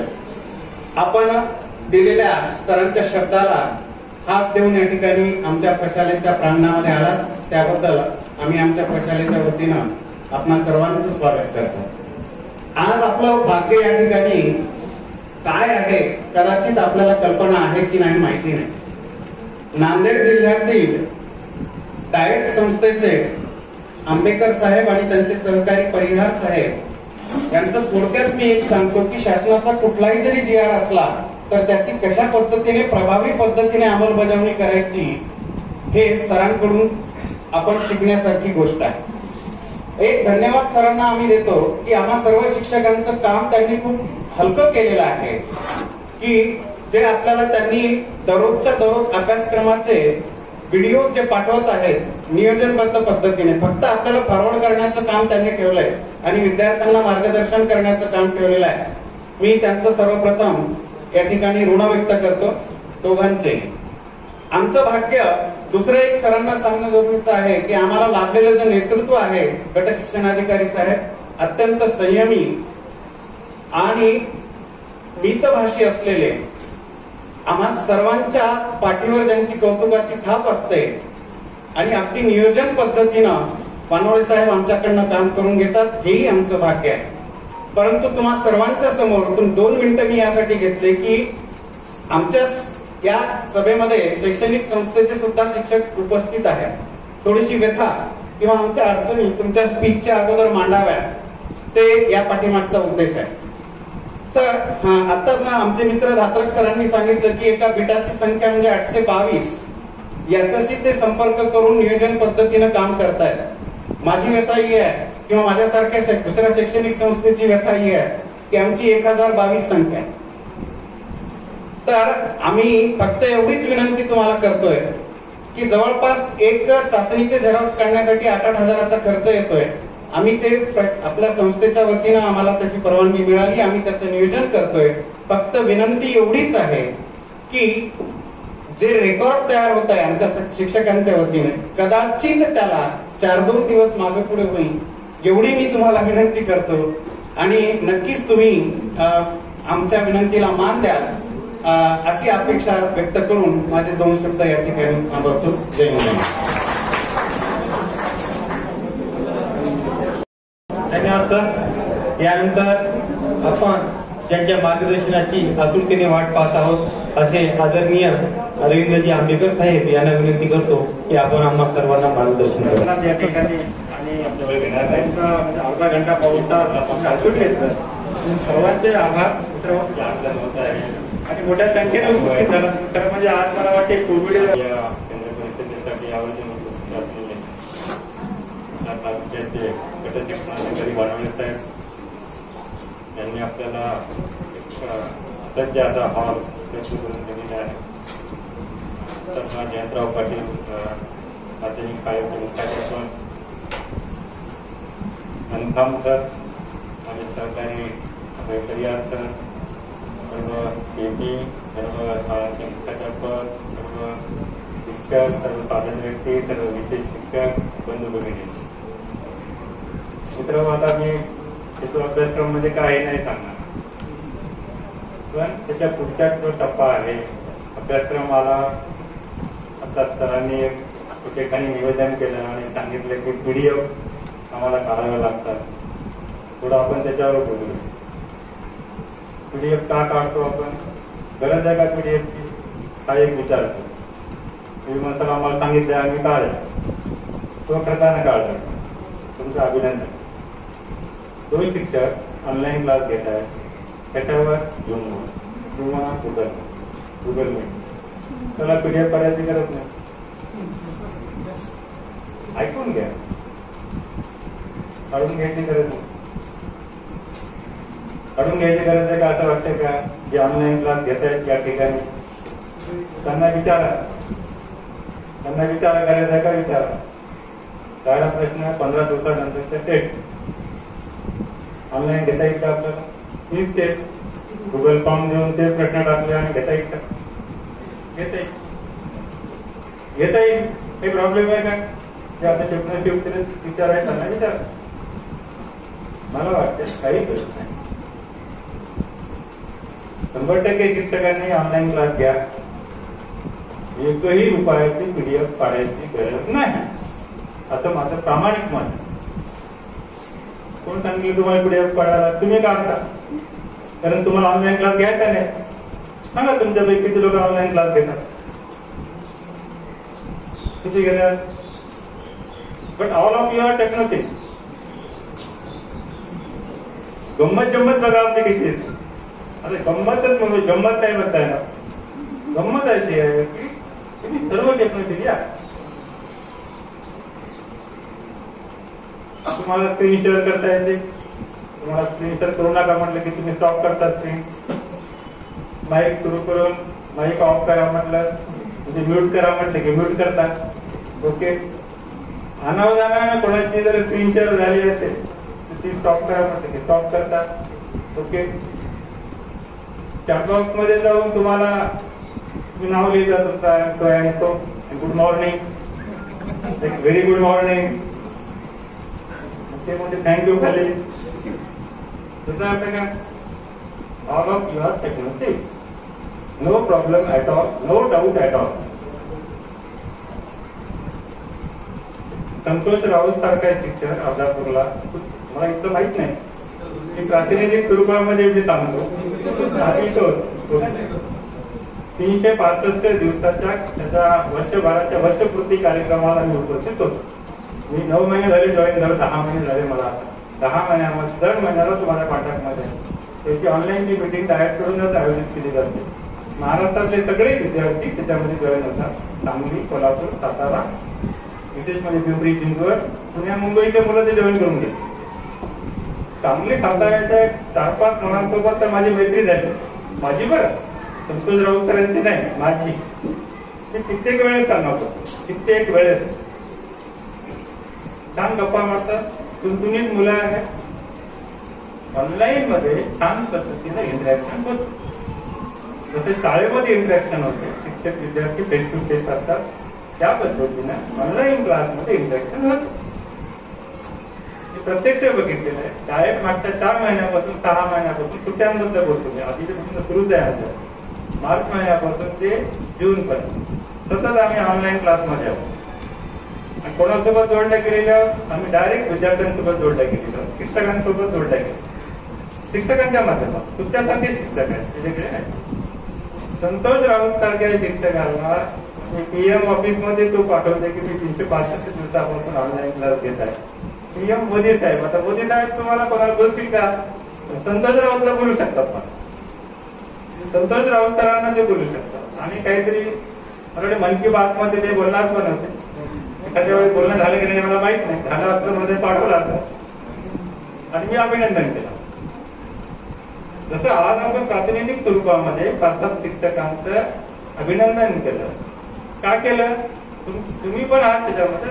कारण वेळ कमी आहे आपल्याला, सर्वांचं अभिनंदन आपण शाब्दिक पद्धतीने करू, शब्द समन्वयाने करू, पण आता प्रत्येकाला बोलवून आपला पूर्ण वेळ त्याच्यामध्ये जाईल. म्हणून आपण प्रातिनिधिक स्वरूपामध्ये शिक्षकांचं अभिनंदन करू. त्याचं कारण मित्र एक प्रकारचा मोटिवेट तो शिक्षक होतो. आणि तो मोटिवेशनचा मेसेज जो आहे ना सगळ्या शाळांपर्यंत येतो, सगळ्या शिक्षकांपर्यंत. आणि त्याला असं वाटते शिक्षकाला की मी एवढं काम करतो ना, माझ्या पाठीवर कौतुकाची साफ करून तुम्ही टाकली पाहिजे, ही माझी पण अपेक्षा आहे. आता मला शुभ मॅडमने चांगलं म्हटलं की मला आनंद होतो. नाही होणार काय? माननीय संचालक महोदयाने मला म्हटलं की तुम्ही खूप चांगलं काम करता आंबेडकर, असं म्हटलं की मला आनंद होतो. माननीय संचालकांना जरी समजा मंत्रालयाच्या अधिकाऱ्यांनी, प्रधान सचिवांनी, अपर मुख्य सचिवांनी त्याचं अभिनंदन चांगलं. मोटिवेशन मध्ये आणि या बेस्ट प्रॅक्टिसेस मध्ये ताकद आहे.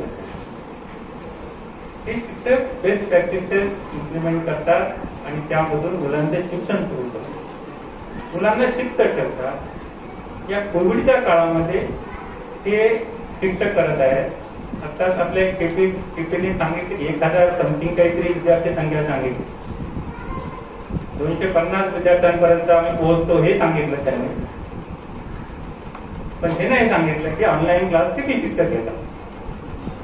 हा आकडा नाही सांगितला. तर मला असं वाटतं की 10% शिक्षक घेतात, पण 100% टीचर्सचा चेक नसतो. अगदी मी खात्रीनं सांगतो मित्र, मला तुम्ही कोणाला माहित नाही, तर तुम्ही घेऊ शकता.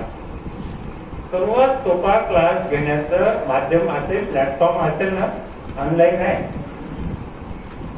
घरी बसून आपल्या बेडवर बसून बायकोचा मूड चांगला आहे तर तिला म्हणायचं चहा कर, चहा घेईल. तोपर्यंत फक्त काय आता मोबाईल कशावर ठेवायचा सुरू. मागच्या वर्षी तर ते आपल्या पिठाच्या डब्यावर मोबाईल ठेवत होते शिक्षक. कंपनीचा डबा स्टँड नव्हतेच त्या, आता तर स्टँड आले या वर्षी आणि कंपन्यांना समजते आता स्टँड निर्माण करू आपण, कारण आता हे लवकर कोरोना जाणार नाही.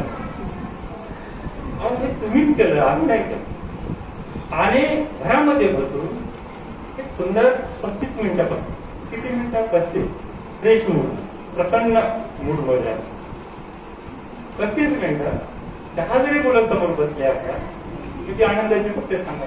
मुलांनाही आनंद, आपल्यालाही आनंद. आनंद शेअर करू. मुलं बघितलं की आपल्याला आनंद, आणि मुलांनी आपल्याला बघितलं की आपल्यालाही फ्रेश वाटते. आज काहीतरी चांगलं घडतं असं म्हणतो, कारण त्यापासून तुम्हाला ऊर्जा मिळते. एक जरी मुलगा शाळेतला बघितला नाही तुम्ही की सकारात्मक ऊर्जा तुम्हाला. आज त्याच्या म्हणजे पदवीदान समारंभाला मॅडम म्हटलं की जेवढे मोठी मुलं बघून खूप आनंद झाला. तसं आपल्याला सुद्धा तेच आहे, वेगळं काही नाही आहे, तेच आहे.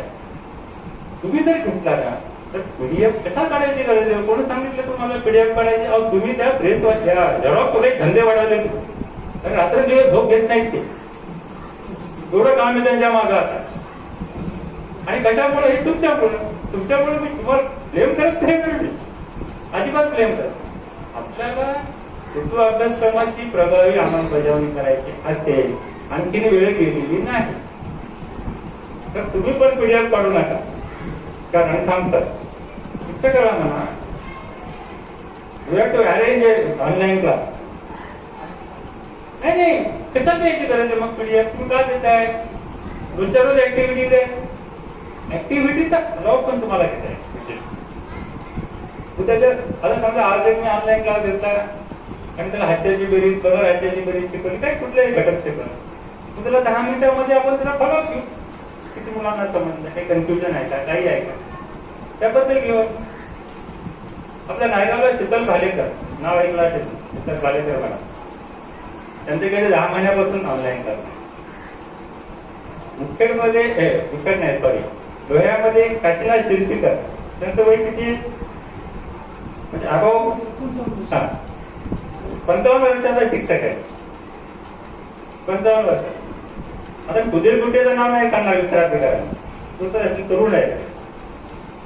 काशीनाथ शिरशीकर रोज मला पाठवतात सर मी आज हे ऑनलाईन क्लास आहे. त्यांना कोविड झाला होता आणि कोविडच्या काळामध्ये सर मी घेतला नाही म्हणतो. त्यांना म्हटलं घेऊ नका, आराम करा मस्त, 8 दिवस पुन्हा आराम करा म्हणतो. अजिबात घेऊ नका. तब्येतीची काळजी घ्या, फॅमिलीची काळजी घ्या. पण त्याच्यानंतर परत मला पाठवलं तर मी जर ओके झालो, तयार झालो, तर मला क्लास सुरू गेल्याने होते. तर तुम्हाला प्रॉब्लेम असा वाटतो की ऍडिशनल काम वाढला. मित्र, कोविडने तुम्हाला प्रोफेशनल डेव्हलपमेंटसाठी खूप चांगली संधी उपलब्ध करून दिलेली आहे. मला असं वाटतं कोविडने प्रत्येकाला किती असते, मित्राधिकारी असेल, आमचं डायट असेल, प्रत्येकाला तुमचं प्रोफेशनल डेव्हलपमेंटसाठी ते खूप छान वातावरण तयार करून दिलं. फक्त तुम्ही किती ते करायचं आहे, किती इम्प्लिमेंट करायचं आहे, किती राबवायचं आहे ते तुम्ही ठरवायचं. अशी संधी कधी मिळणार नाही. आधी लोकांना झूम मीटिंग माहित होती का? माहित. आधी तुम्ही पीडीएफ शेअर करत. आपला पीडीएफ शेअर करण्याचा सपाटा होता. आली की पाठवून, आली की पाठवून, फॉरवर्डच काम होतं आपलं. सर म्हणले फॉरवर्डच करायचं काम आहे आता आम्हाला. मला सांगा फॉरवर्ड करून काय मुलं शिकतील का? कंटाळे ते मुलं फॉरवर्ड करून. कुठल्याही ग्रुप 1000 ग्रुप काय शेकडो ग्रुप असते वेगवेगळे ग्रुप. महाराष्ट्रामध्ये आता तर किती ग्रुप आहेत असं विचारलं तुम्हाला तर विचारू नका म्हणजे एवढे. मग सगळ्या ग्रुपवरून आपल्याकडे येणारी PDF, आपल्याकडे येणारा व्हिडिओ आणि तेच आपण फॉरवर्ड करत होतो. मी तिथं ज्यावेळी जॉईन झालो त्यावेळेस मी सांगितलं तुम्ही फॉरवर्डिंग बंद करा. ते फॉरवर्डिंग बंद करा. मग करायचं काय, स्वतः ऑनलाईन करा. पण अडचणी काय आम्ही तुम्हाला ट्रेनिंग देतो. आणि मित्र आता ट्रेनिंगची पण गरज आहे का गरज तुम्हाला ट्रेनिंगची? तुम्ही जर ठरवलं आजपासून तुम्ही त्याला सुरुवात करू शकता. सुरुवातीला काय होईल, रिस्पॉन्स कमी मिळेल ते माहिती. परवाला किनवटला गेलो होतो आणि दहिली बीटमध्ये बाबा नाईक तांडा ही शाळा आहे. बाबा नाईक तांडा 2 शिक्षकी शाळा आहे, पण एकच शिक्षक तिथे जॉईन आहे, दुसरा काही जॉईन झाला नाही. 20 मुलं आहेत त्या ठिकाणी. 20 मुलं आहेत आणि 26 पैकी त्या दिवशी आम्ही DO साहेब सोबत होते, महामंडळ साहेब सोबत 22 मुलं प्रेझेंट होते शाळेमध्ये. तर शाळा जरी बंद असल्या तरी तुम्ही सांगितलं प्रमाणे मुलं शाळेमध्ये येतात, घरी काही थांबत नाही. तर 1-2 पालकांना बोलावं. मी ज्या ठिकाणी जातो त्या ठिकाणी SMCच्या लोकांना बोलवून घेतो, पालकांना बोलवून घेतो, आपल्या गावातले सरपंच असतील त्यांना बोलवून घेतो आणि मुलांचे शिक्षण कसं सुरू ठेवायचं त्याबद्दल चर्चा करतो. मग 2 पालकांना बोलावलं आणि त्यांची मुलगी होती इयत्ता 3री मध्ये. इयत्ता 3री मध्ये 8चा पट आहे त्या ठिकाणी आणि त्यांच्यामध्ये ती एक मुलगी आहे. ते असं म्हणाले सर मी 1 महिन्यापासून सरांच्या मागे लावतो, तुम्ही ऑनलाईन लागले. मी म्हटलं रेंजचा प्रॉब्लेम असेल तुमच्या गावात. अजिबात नाही म्हटलं, फुल रेंज आहे म्हटलं गावामध्ये, फुल रेंज आहे. मग तुम्ही सरांना विनंती करा म्हटलं की बाबा ऑनलाईन क्लास आहे. पालक म्हणतो बरं कुठला पालक म्हणतो दहिली बीट मधल्या बाबा नाईक तांड्याच्या शाळेत इंटिरियर शाळा. मी त्यांना म्हटलं मला इंटिरियर शाळा बघायची. त्या शाळेमधला पालक तो म्हटला तर याच्या पुढे जाऊन आता म्हणाला तो की सर मी 8 मुलं आहेत ना, 8 मुलांच्या ऑनलाईन साठी जे काही साहित्य लागते मी त्याची सुविधा उपलब्ध करून देतो, त्याची काळजी करू नका. 8 मुलांची माझी जबाबदारी आहे, उद्यापासून क्लास सुरू करावा आणि मी पूर्ण बघून घेतो.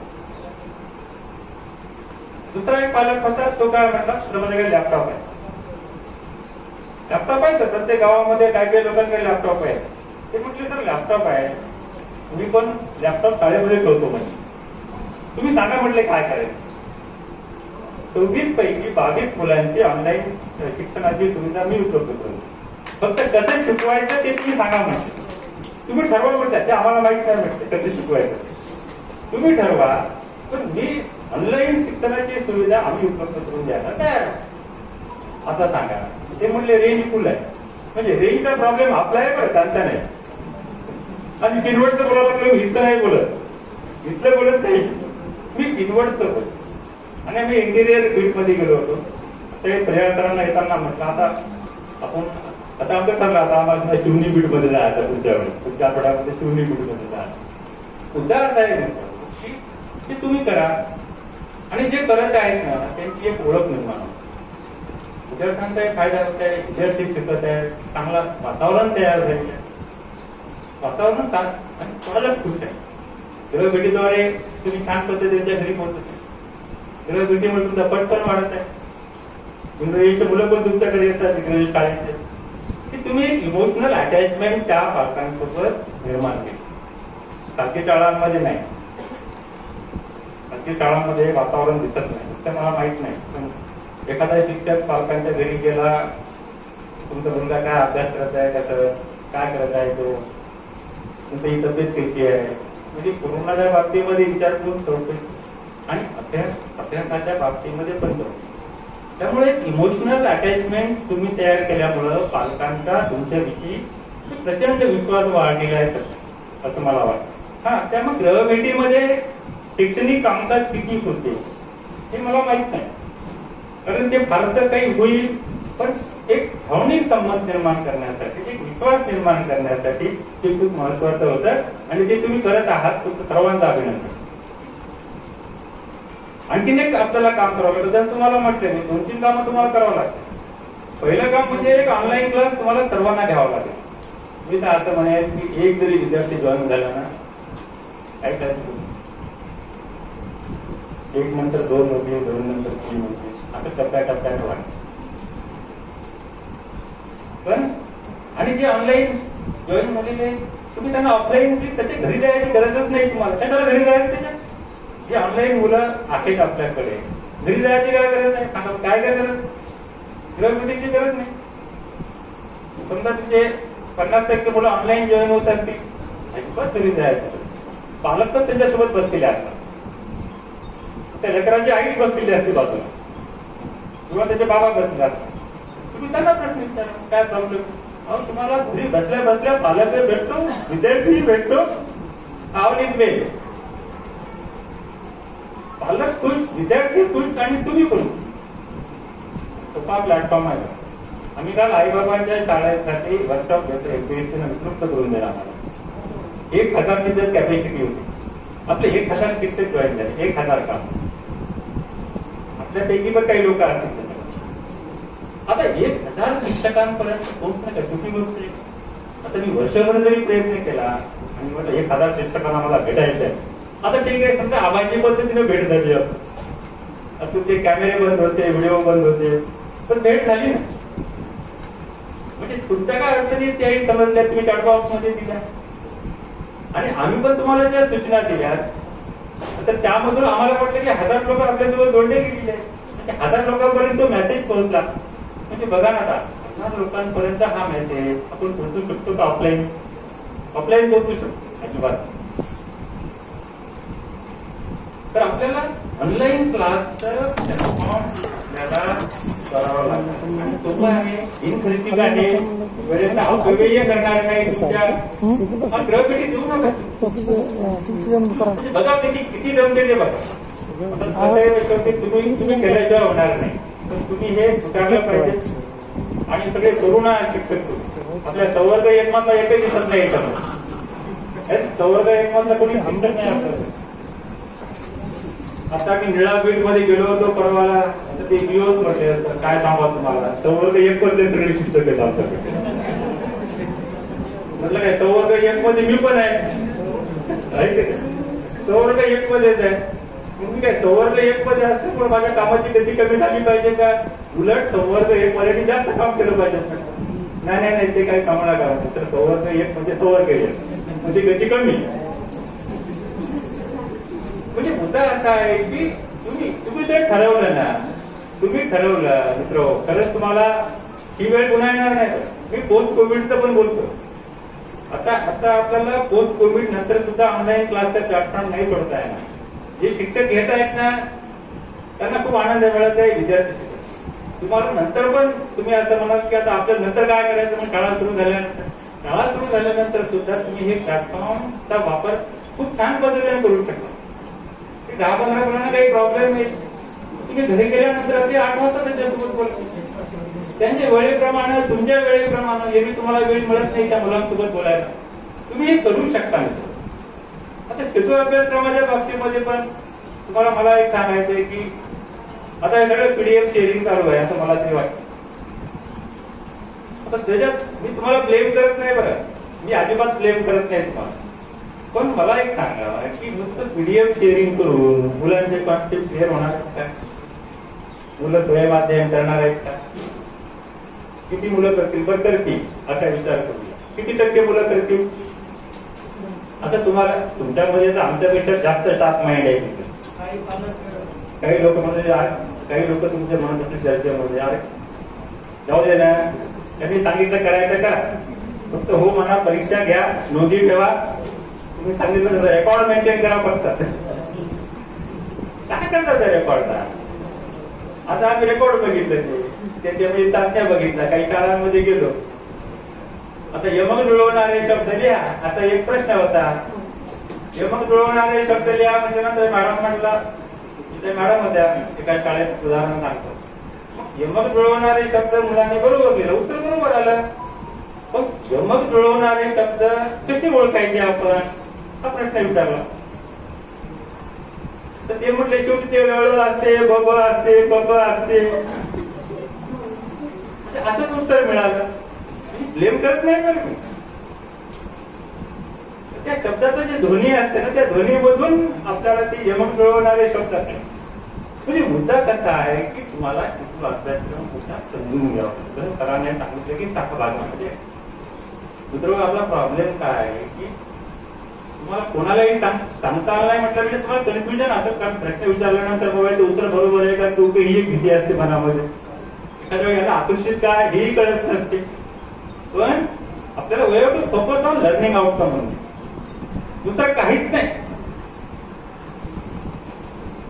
एपीनी पण शिक्षकांना काय विचारलं पाहिजे की आजची ऍक्टिव्हिटीज मध्ये लर्निंग आउटकम कोणती होती आणि त्याच्यामध्ये दीक्षाचा कोणता व्हिडिओ दाखवला नसेल तर कोणता होता त्यांनी पाहिला काय शिक्षकांनी ही विचारलं पाहिजे. आणि त्याच्यामधून मग ऍक्टिव्हिटी कोणती घेतली अध्ययन अनुभव कोणता लर्निंग एक्सपिरियन्सेस कोणती दिली ती विचारलं पाहिजे. की जोपर्यंत एपी विचारणार नाही विस्ताराधिकारी केपीला विचारणार नाही तोपर्यंत होणार नाही. पीओ विस्ताराधिकाऱ्यांना विचारणार नाही तोपर्यंत विस्ताराधिकारी केपीला विचारणार नाही आणि केपी मुख्याध्यापकाला विचारणार नाही. मुख्याध्यापक तोपर्यंत शिक्षकांना हा प्रश्न विचारणार नाही तोपर्यंत लर्निंग आउटकमवर फोकस होणार नाही. आणि जोपर्यंत लर्निंग आउटकमवर फोकस होणार नाही तोपर्यंत ऑल इज वेल चालू आहे. सगळं पारंपरिक पद्धतीनं चालू आहे. ट्रॅडिशनल पद्धतीनं चालू आहे आणि हे थांबलं पाहिजे.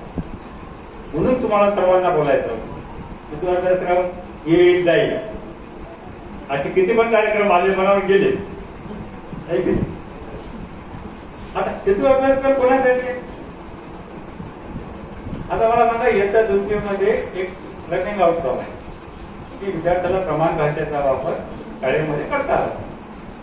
नंतर स्वतःचं मत मांडता आलं पाहिजे. त्याच्यावर चर्चा करून आणली पाहिजे नाही. त्या सगळ्या गोष्टी त्याच्यामध्ये तो बोलता झाला पाहिजे अभिव्यक्त झाला पाहिजे. नवीन वातावरणामध्ये मुलगा शाळेमध्ये येतो तर अभिव्यक्त करण्यासाठी लर्निंग आउटकम. मग आपण ती कशी शिकवतो त्याच्यासाठी ऍक्टिव्हिटीज दिलेली आहे आणि हे काम पालक करून घेऊ शकतात.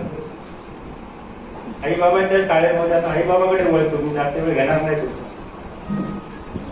इयत्ता पहिली दुसरी तुम्हाला एक हे डॉक्युमेंट सांगतो नॅशनल एज्युकेशन पॉलिसी 2020.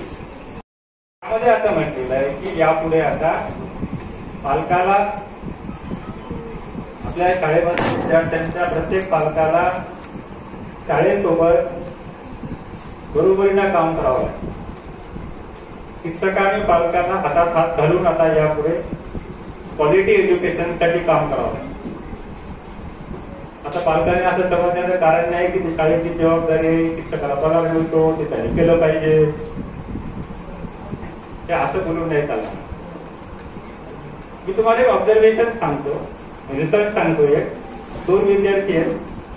एक विद्यार्थी आता आहे तो शाळेत आता शाळा बंद आहे सोडून द्या शाळेमध्ये येतो घरी जातो पण पालक त्याच्या अभ्यासाविषयी चौकशी करत नाही. त्याला काही गोष्टी आपण शिकू शकतो का याचा विचार करत नाही. त्याला सकारात्मक पद्धतीने बोलत नाही. त्या पाल्याची प्रगती. एक दुसरा पालक आहे तो काय करतो की रेग्युलरली त्याच्या दैनंदिन दिनचर्येमधला एक अर्धा तास आपल्या मुलांसाठी राखीव ठेवतो किंवा ठीक आहे वेळेप्रमाणे त्याला देतो असा विचार. त्या पाल्याची प्रगती आणि तो पालक आपल्या पाल्याला वेळ देण्याबाबत विचार पण करत नाही त्या पाल्याची प्रगती. यामध्ये कोणत्या पाल्याची प्रगती तुम्हाला उल्लेखनीय दिसेल? तो पालक आपल्या पाल्याच्या प्रगतीविषयी चौकस आहे. तो वारंवार त्याच्याशी चर्चा करतो. त्याच्याकडनं तो प्रॉब्लेम सॉल्व्ह झाला तर ते सॉल्व्ह करण्याचा प्रयत्न करतो. एखाद्या वेळेस ही गोष्ट त्याला जमत नाही ती गोष्ट तो शाळेसोबत शिक्षकांसोबत संपर्क करतो तर हा प्रॉब्लेम आहे आणि माझ्या मुलाला इन हत्येची बेरीज येते पण हत्येची बेरीज येते. आता आपले छोटे छोटेच प्रॉब्लेम आहेत फार असं काही क्रॉनिक प्रॉब्लेम नाही जातो आणि मी प्रयत्न करून बघितला पण त्याला हत्येची बेरीज शिकवण्याचा नाही जमत. तुम्ही मात्र त्याला हत्येची बेरीज शिकवा. शाळा आलं आतापर्यंत कुठलाही पालक आता बोलत नाही शाळेसोबत पालकांसोबत बोलत नाही आपल्या शिक्षकांसोबत बोलत नाही. आता मात्र पालक शाळेमध्ये यायला लागला, शिक्षकांसोबत चर्चा करायला लागला आणि मग शिक्षक म्हणतो आता हा पालक मला 8 दिवसांनी परत विचारला, सर त्याला आजची निगडीत का येत नाही हो, त्याला आली पाहिजे. आणि मित्र हो, तुम्हाला कदाचित माहीत असेल लर्निंग आउटकम अध्ययन निष्पत्तीच्या मागे तुम्हाला एक फोल्डर दिले होते 3 वर्षापूर्वी. 3 पानाचे फोल्डर होते बघा आणि मोठे मोठे बॅनर आपण शाळेमध्ये लावा म्हटलं होतं. प्रत्येक वर्गाच्या अध्ययन निष्पत्तीचे ते बॅनर होते, फोल्डर होते आणि ते फोल्डर कोणाला द्यायचे होते माहिती का तुम्हाला? ते पालकांना द्यायचे. मोदीजीचे फोटो वगैरे होते, पालकांना द्यायचे. सुरुवातीला बिहारला समजलं नाही कशासाठी आले म्हणून आणि कोणाला द्यायचे. नंतर लक्षात आलं अरे हे पालकांसाठी शाळेत लावण्यासाठी द्यायचे आपल्याला. आज 3 वर्ष झाले अध्ययन निष्पत्तीवर काम सुरू होण्यास होतं. तर मित्र फक्त 5% शिक्षकाचे असतील किंवा 10% शिक्षकाचे असतील तिथे हायपर लर्निंग आउटकम काम करतात आणि यंत्रणा विचारत नाही. आता विचारत नाही की त्याला माहित नाही, त्याचा अभ्यास यंत्रणेने केला पाहिजे. परिवेशिक यंत्रणेला पहिल्या वर्गापासून ते 8व्या वर्गापर्यंत लर्निंग आउटकम माहिती पाहिजे. त्याचा अभ्यास किती दांडगा अभ्यास पाहिजे. रिटायरमेंट 1 वर्ष राहू द्या का 6 महिने राहू द्या का 1 महिना राहू द्या, कारण लर्निंग आउटकम विचारून रिटायर व्हायचं 6 शाळेला आणि त्याला ते समाधान मिळणार नाही. समाधान कसं मिळणार की ते प्रॉपर ट्रॅकवर त्या शाळेला आणणार आहे, शिक्षकाला आणणार आहे. आणि हे पूर्ण परिवेश यंत्रणेने जर विचारलं ना तर होणार. आता आपण पालकांच्या सहभागाच्या बाबतीत बोलत होतो, तर पालकांचा सहभाग आपण असं ठरवलं की इयत्ता 1ली-2रीला हे आहे. आता जे प्रशिक्षण चालू आहे, काल आणि आज प्रशिक्षण झालं, त्याच्यामध्ये आपण 1ल्या-2ऱ्या वर्गाच्या विद्यार्थ्यांचे जे पालक आहेत त्यांना शाळेमध्ये बोलवून प्रशिक्षण देणार. आता हा तुम्हाला ऍडिशनल काम लावत नाही बरं. कदाचित हे काय याकडे काही काम धंदे नाहीत, काहीतरी काम सांगतात, काही उपक्रम आणतात, असं नाही बरं. तुम्ही हा एक विचार करा, तुम्ही थोडं याच्यावर हे करा, मनन चिंतन करा. तो अभ्यासक्रम आला, त्याच्यामध्ये पहिल्याच पानावर लिहिलेलं आहे की शिक्षकांना ऑब्लिक पालकांना सूचना. बरोबर आहे. तुम्ही जर बघितलं असेल ते PDF बघितलं असेल तर बघा. आपण गृहभेटीमध्ये कोणाशी बोलतो? पालकांना. आपण PDF शेअर कोणाला करतो? पालकांना. PDF शेअर केल्यानंतर त्याचं फॉलोअप घेण्यासाठी आपण कोणाला बोलतो? पालकांनाच बोलतो. जर विद्यार्थी तिथे असेल तर एखाद्या विद्यार्थ्याला बोलतो, पण आपण फॉलोअप पण पालकांकडून देतो. पालकांनाच PDF क्षेत्राच्या असतील, पुन्हा काही व्हिडिओ असतील, म्हणजे पालकांचा सहभाग आता शिक्षणामध्ये घेणे अनिवार्य झालेले आहे आणि मस्ट आहे. आणि FLNचं जे डॉक्युमेंट आहे फंडामेंटल लिटरसी अँड न्यूमरसी, याच्यामध्ये सुद्धा तेच म्हणते. तुम्ही बघा, जो पालक आपल्या मुलासाठी दिवसभराचा अर्धा तास देते, 20 मिनिटं असायचं, त्या पालकाची त्याच्या जीवनामधली त्या वेळेची सर्वात मोठी गुंतवणूक आहे. सर्वात मोठी गुंतवणूक असते. एवढी मोठी गुंतवणूक कधीच करणार नाही. तुम्ही पण तुमच्या मुलाला वेळ देता. बघा, तुमच्या मुलाची प्रगती बघा. सगळे शिक्षक आपल्या मुलासाठी आता तुम्ही 1 तास देऊ शकता.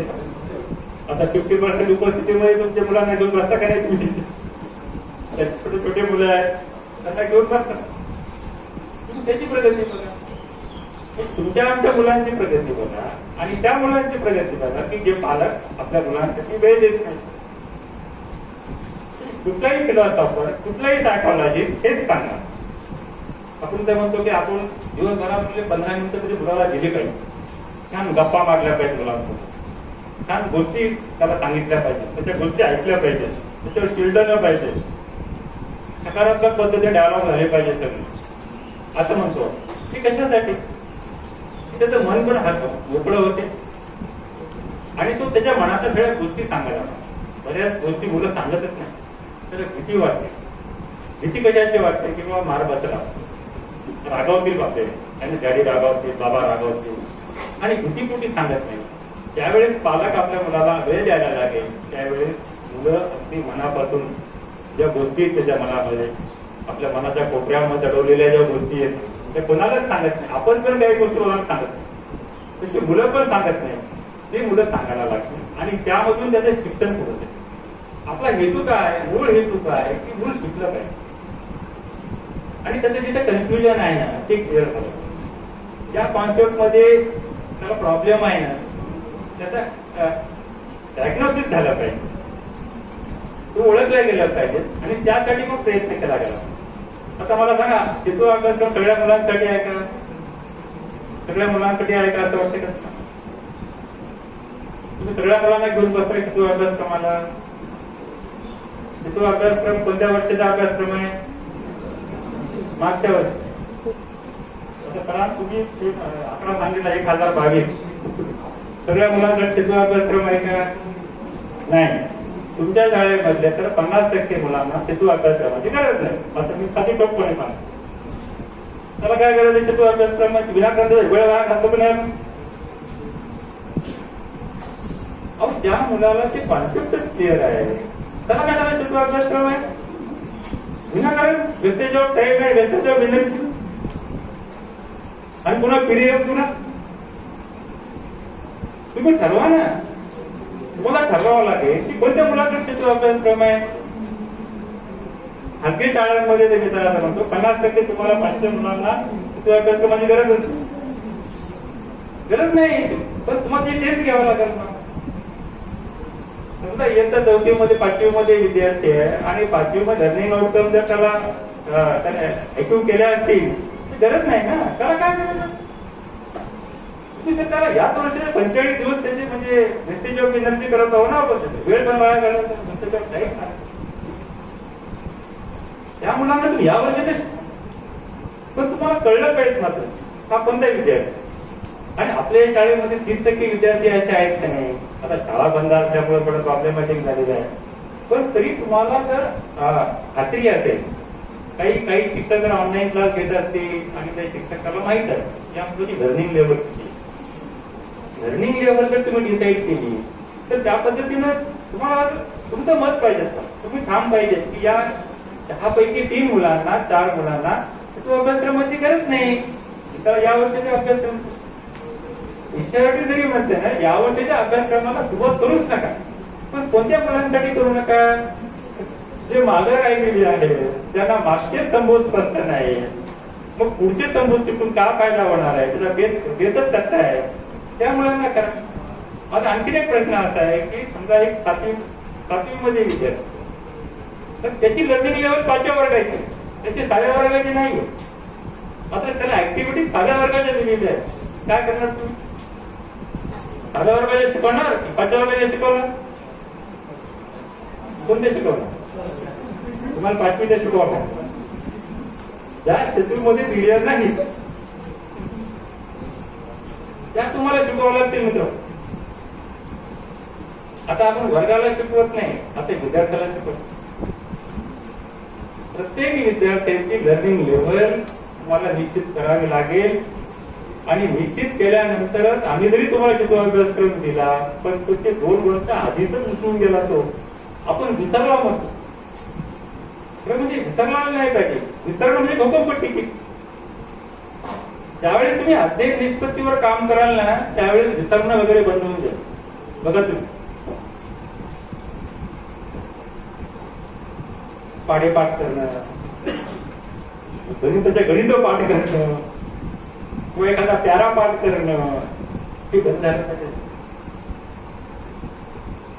आणि बंद होईल. ज्यावेळेस तुम्ही अध्ययन निष्पत्तीवर खऱ्या अर्थाने काम करायला सुरुवात कराल ना त्यावेळी ते बंद आणि तुम्हाला ते करणं खरंच गरजेचं आहे. आता तर एवढा लर्निंग गॅप निर्माण झालेला आहे. आपण काही अंशी अध्ययनशय भरून काढण्याचा प्रयत्न हेतू अभ्यासक्रमाच्या माध्यमातून काही अंशी. पण आता मी बोलल्याप्रमाणे एखाद्या वेळी 2-2, 3-3 वर्गाच्या पलीकडे जाऊन तुम्हाला त्याची सुरुवात करायची आहे आणि ते कोणाला करणार आहे? त्या वर्गाच्या शिक्षकालाच करणार आहे. ते कुठलाही कळणार नाही, आम्हालाही कळणार नाही, बीओलाही कळणार नाही. बीओ आढावा घेते फक्त आम्ही ते आणा, त्याला तिथून कामाला सुरुवात करावी लागेल. हे प्रचंड नुकसान आहे विद्यार्थ्यांना. प्रचंड आपण न भूतो न भविष्य ते म्हणलं जातं. एवढं मोठं नुकसान विद्यार्थ्यांचं मला तर वाटते शेकडो वर्षापासूनही झालेलं नसेल. एवढं मोठं नुकसान विद्यार्थ्यांचं झालेलं आहे. त्यामुळे त्याची लर्निंग लेवल विचारात घेऊन आपण मागे अध्ययन तर निश्चित करत होतो. अध्ययन तर त्याचा ठरवून तुम्हाला त्याला ट्रीटमेंट द्यावी लागेल आणि त्या ट्रीटमेंट पासून तुम्हाला सुरुवात करावी लागेल मित्र.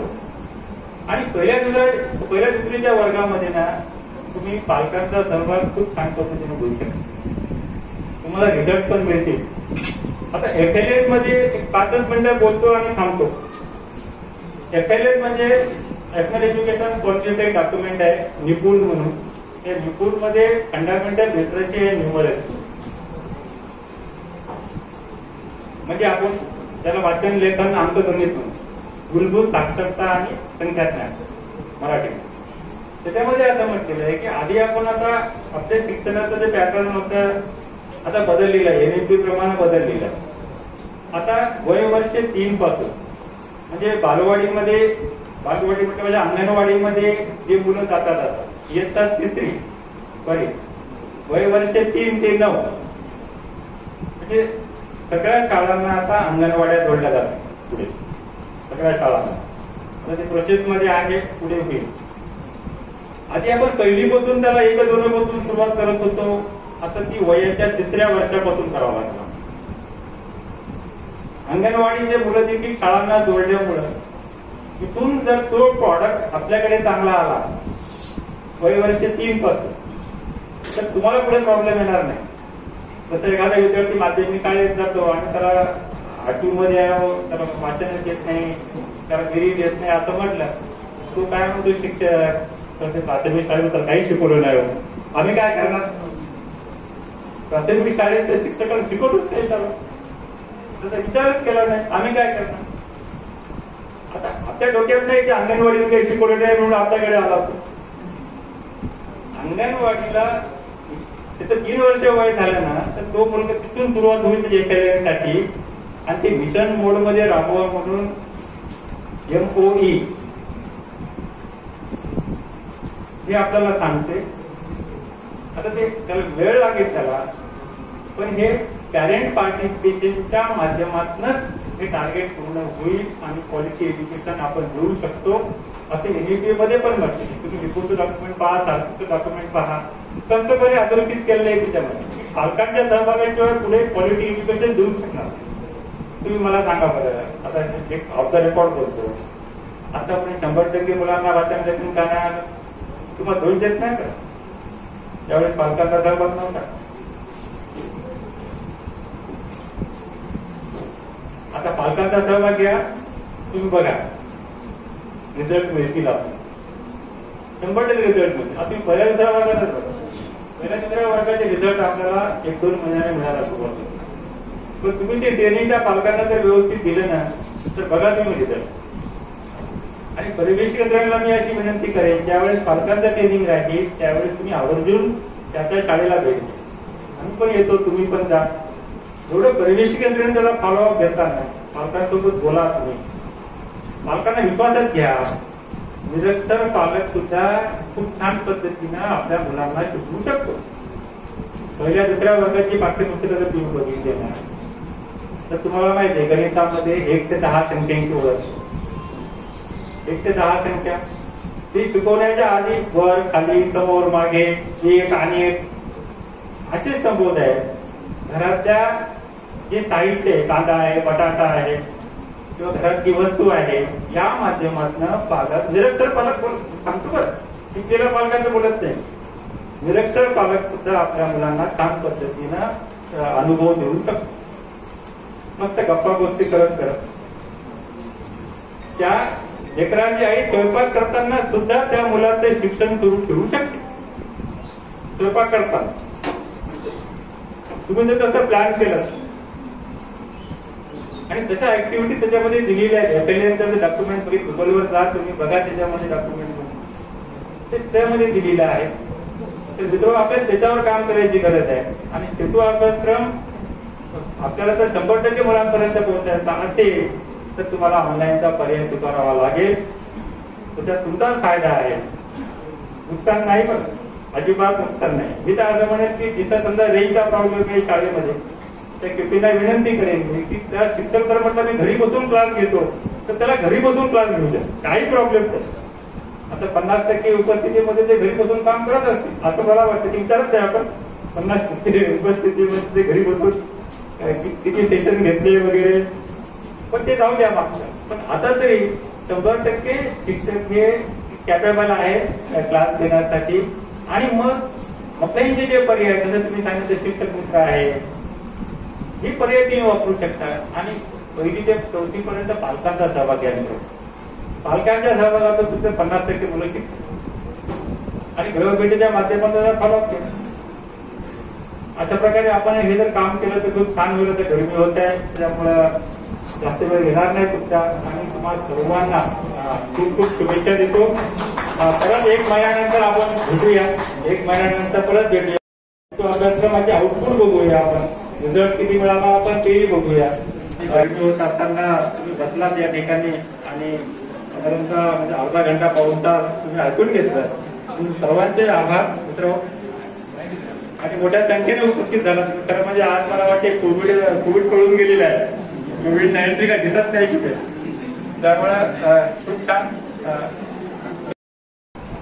या कार्यक्रमाचे आभार प्रदर्शन करण्यासाठी पंचायत समिती कार्यालय हिमायतनगरचे साधन व्यक्ती माननीय श्री पटले सर यांना कन्या हिमायतनगर बीटचे शिक्षण परिषदाचे जे आयोजन करण्यात आले होते, या कार्यक्रमामध्ये सायडचे माननीय प्राचार्य साहेब रवींद्र आंबेडकर साहेब यांनी प्रत्येक विषय जे आपल्या शिक्षण विभागामध्ये सध्या सुरू आहे त्याला पकडून नेमकं बारीक बारीक निरीक्षण करून हे सांगितलं आहे की आपण जे करत आहे तर आपल्याला कधी कधी माहित नसतं की आपण नेमकं काय करायचं पाहिजे होतं आणि आपण काय करत आहोत. ते एकदम बारीक निरीक्षण करून आपल्याला हे सांगितलंय की नेमका आपला मार्ग सरळ असला तेव्हाच आपण तिथे जाऊ शकतो आणि आपला जो उद्देश आहे तो साध्य करू शकतो आपण. एवढे अमोल असे मार्गदर्शन केले म्हणून मी हिमायतनगर तालुक्याच्या वतीने साहेबांच्या मनपूर्वक आभार व्यक्त. त्याचप्रकारे आमचे परिहार साहेब अधिव्याख्याता डायट नांदेड यांनी सेतू अभ्यासक्रम या विषयावर सखोल असं मार्गदर्शन केलं आणि आम्हाला पुढच्या वाटचाली कसा आपल्याला पाहिजे, म्हणजे आपण कुठं काय करायला पाहिजे या संदर्भात सविस्तर असं सखोल मार्गदर्शन केलं. म्हणून मी हिमायतनगर तालुक्यात आणि आम्हाला जो कन्या बीट आहे यांच्या माध्यमातून यांच्याद्वारे मी सगळ्यांच्या तर्फे त्यांचं मनपूर्वक आभार व्यक्त करतो.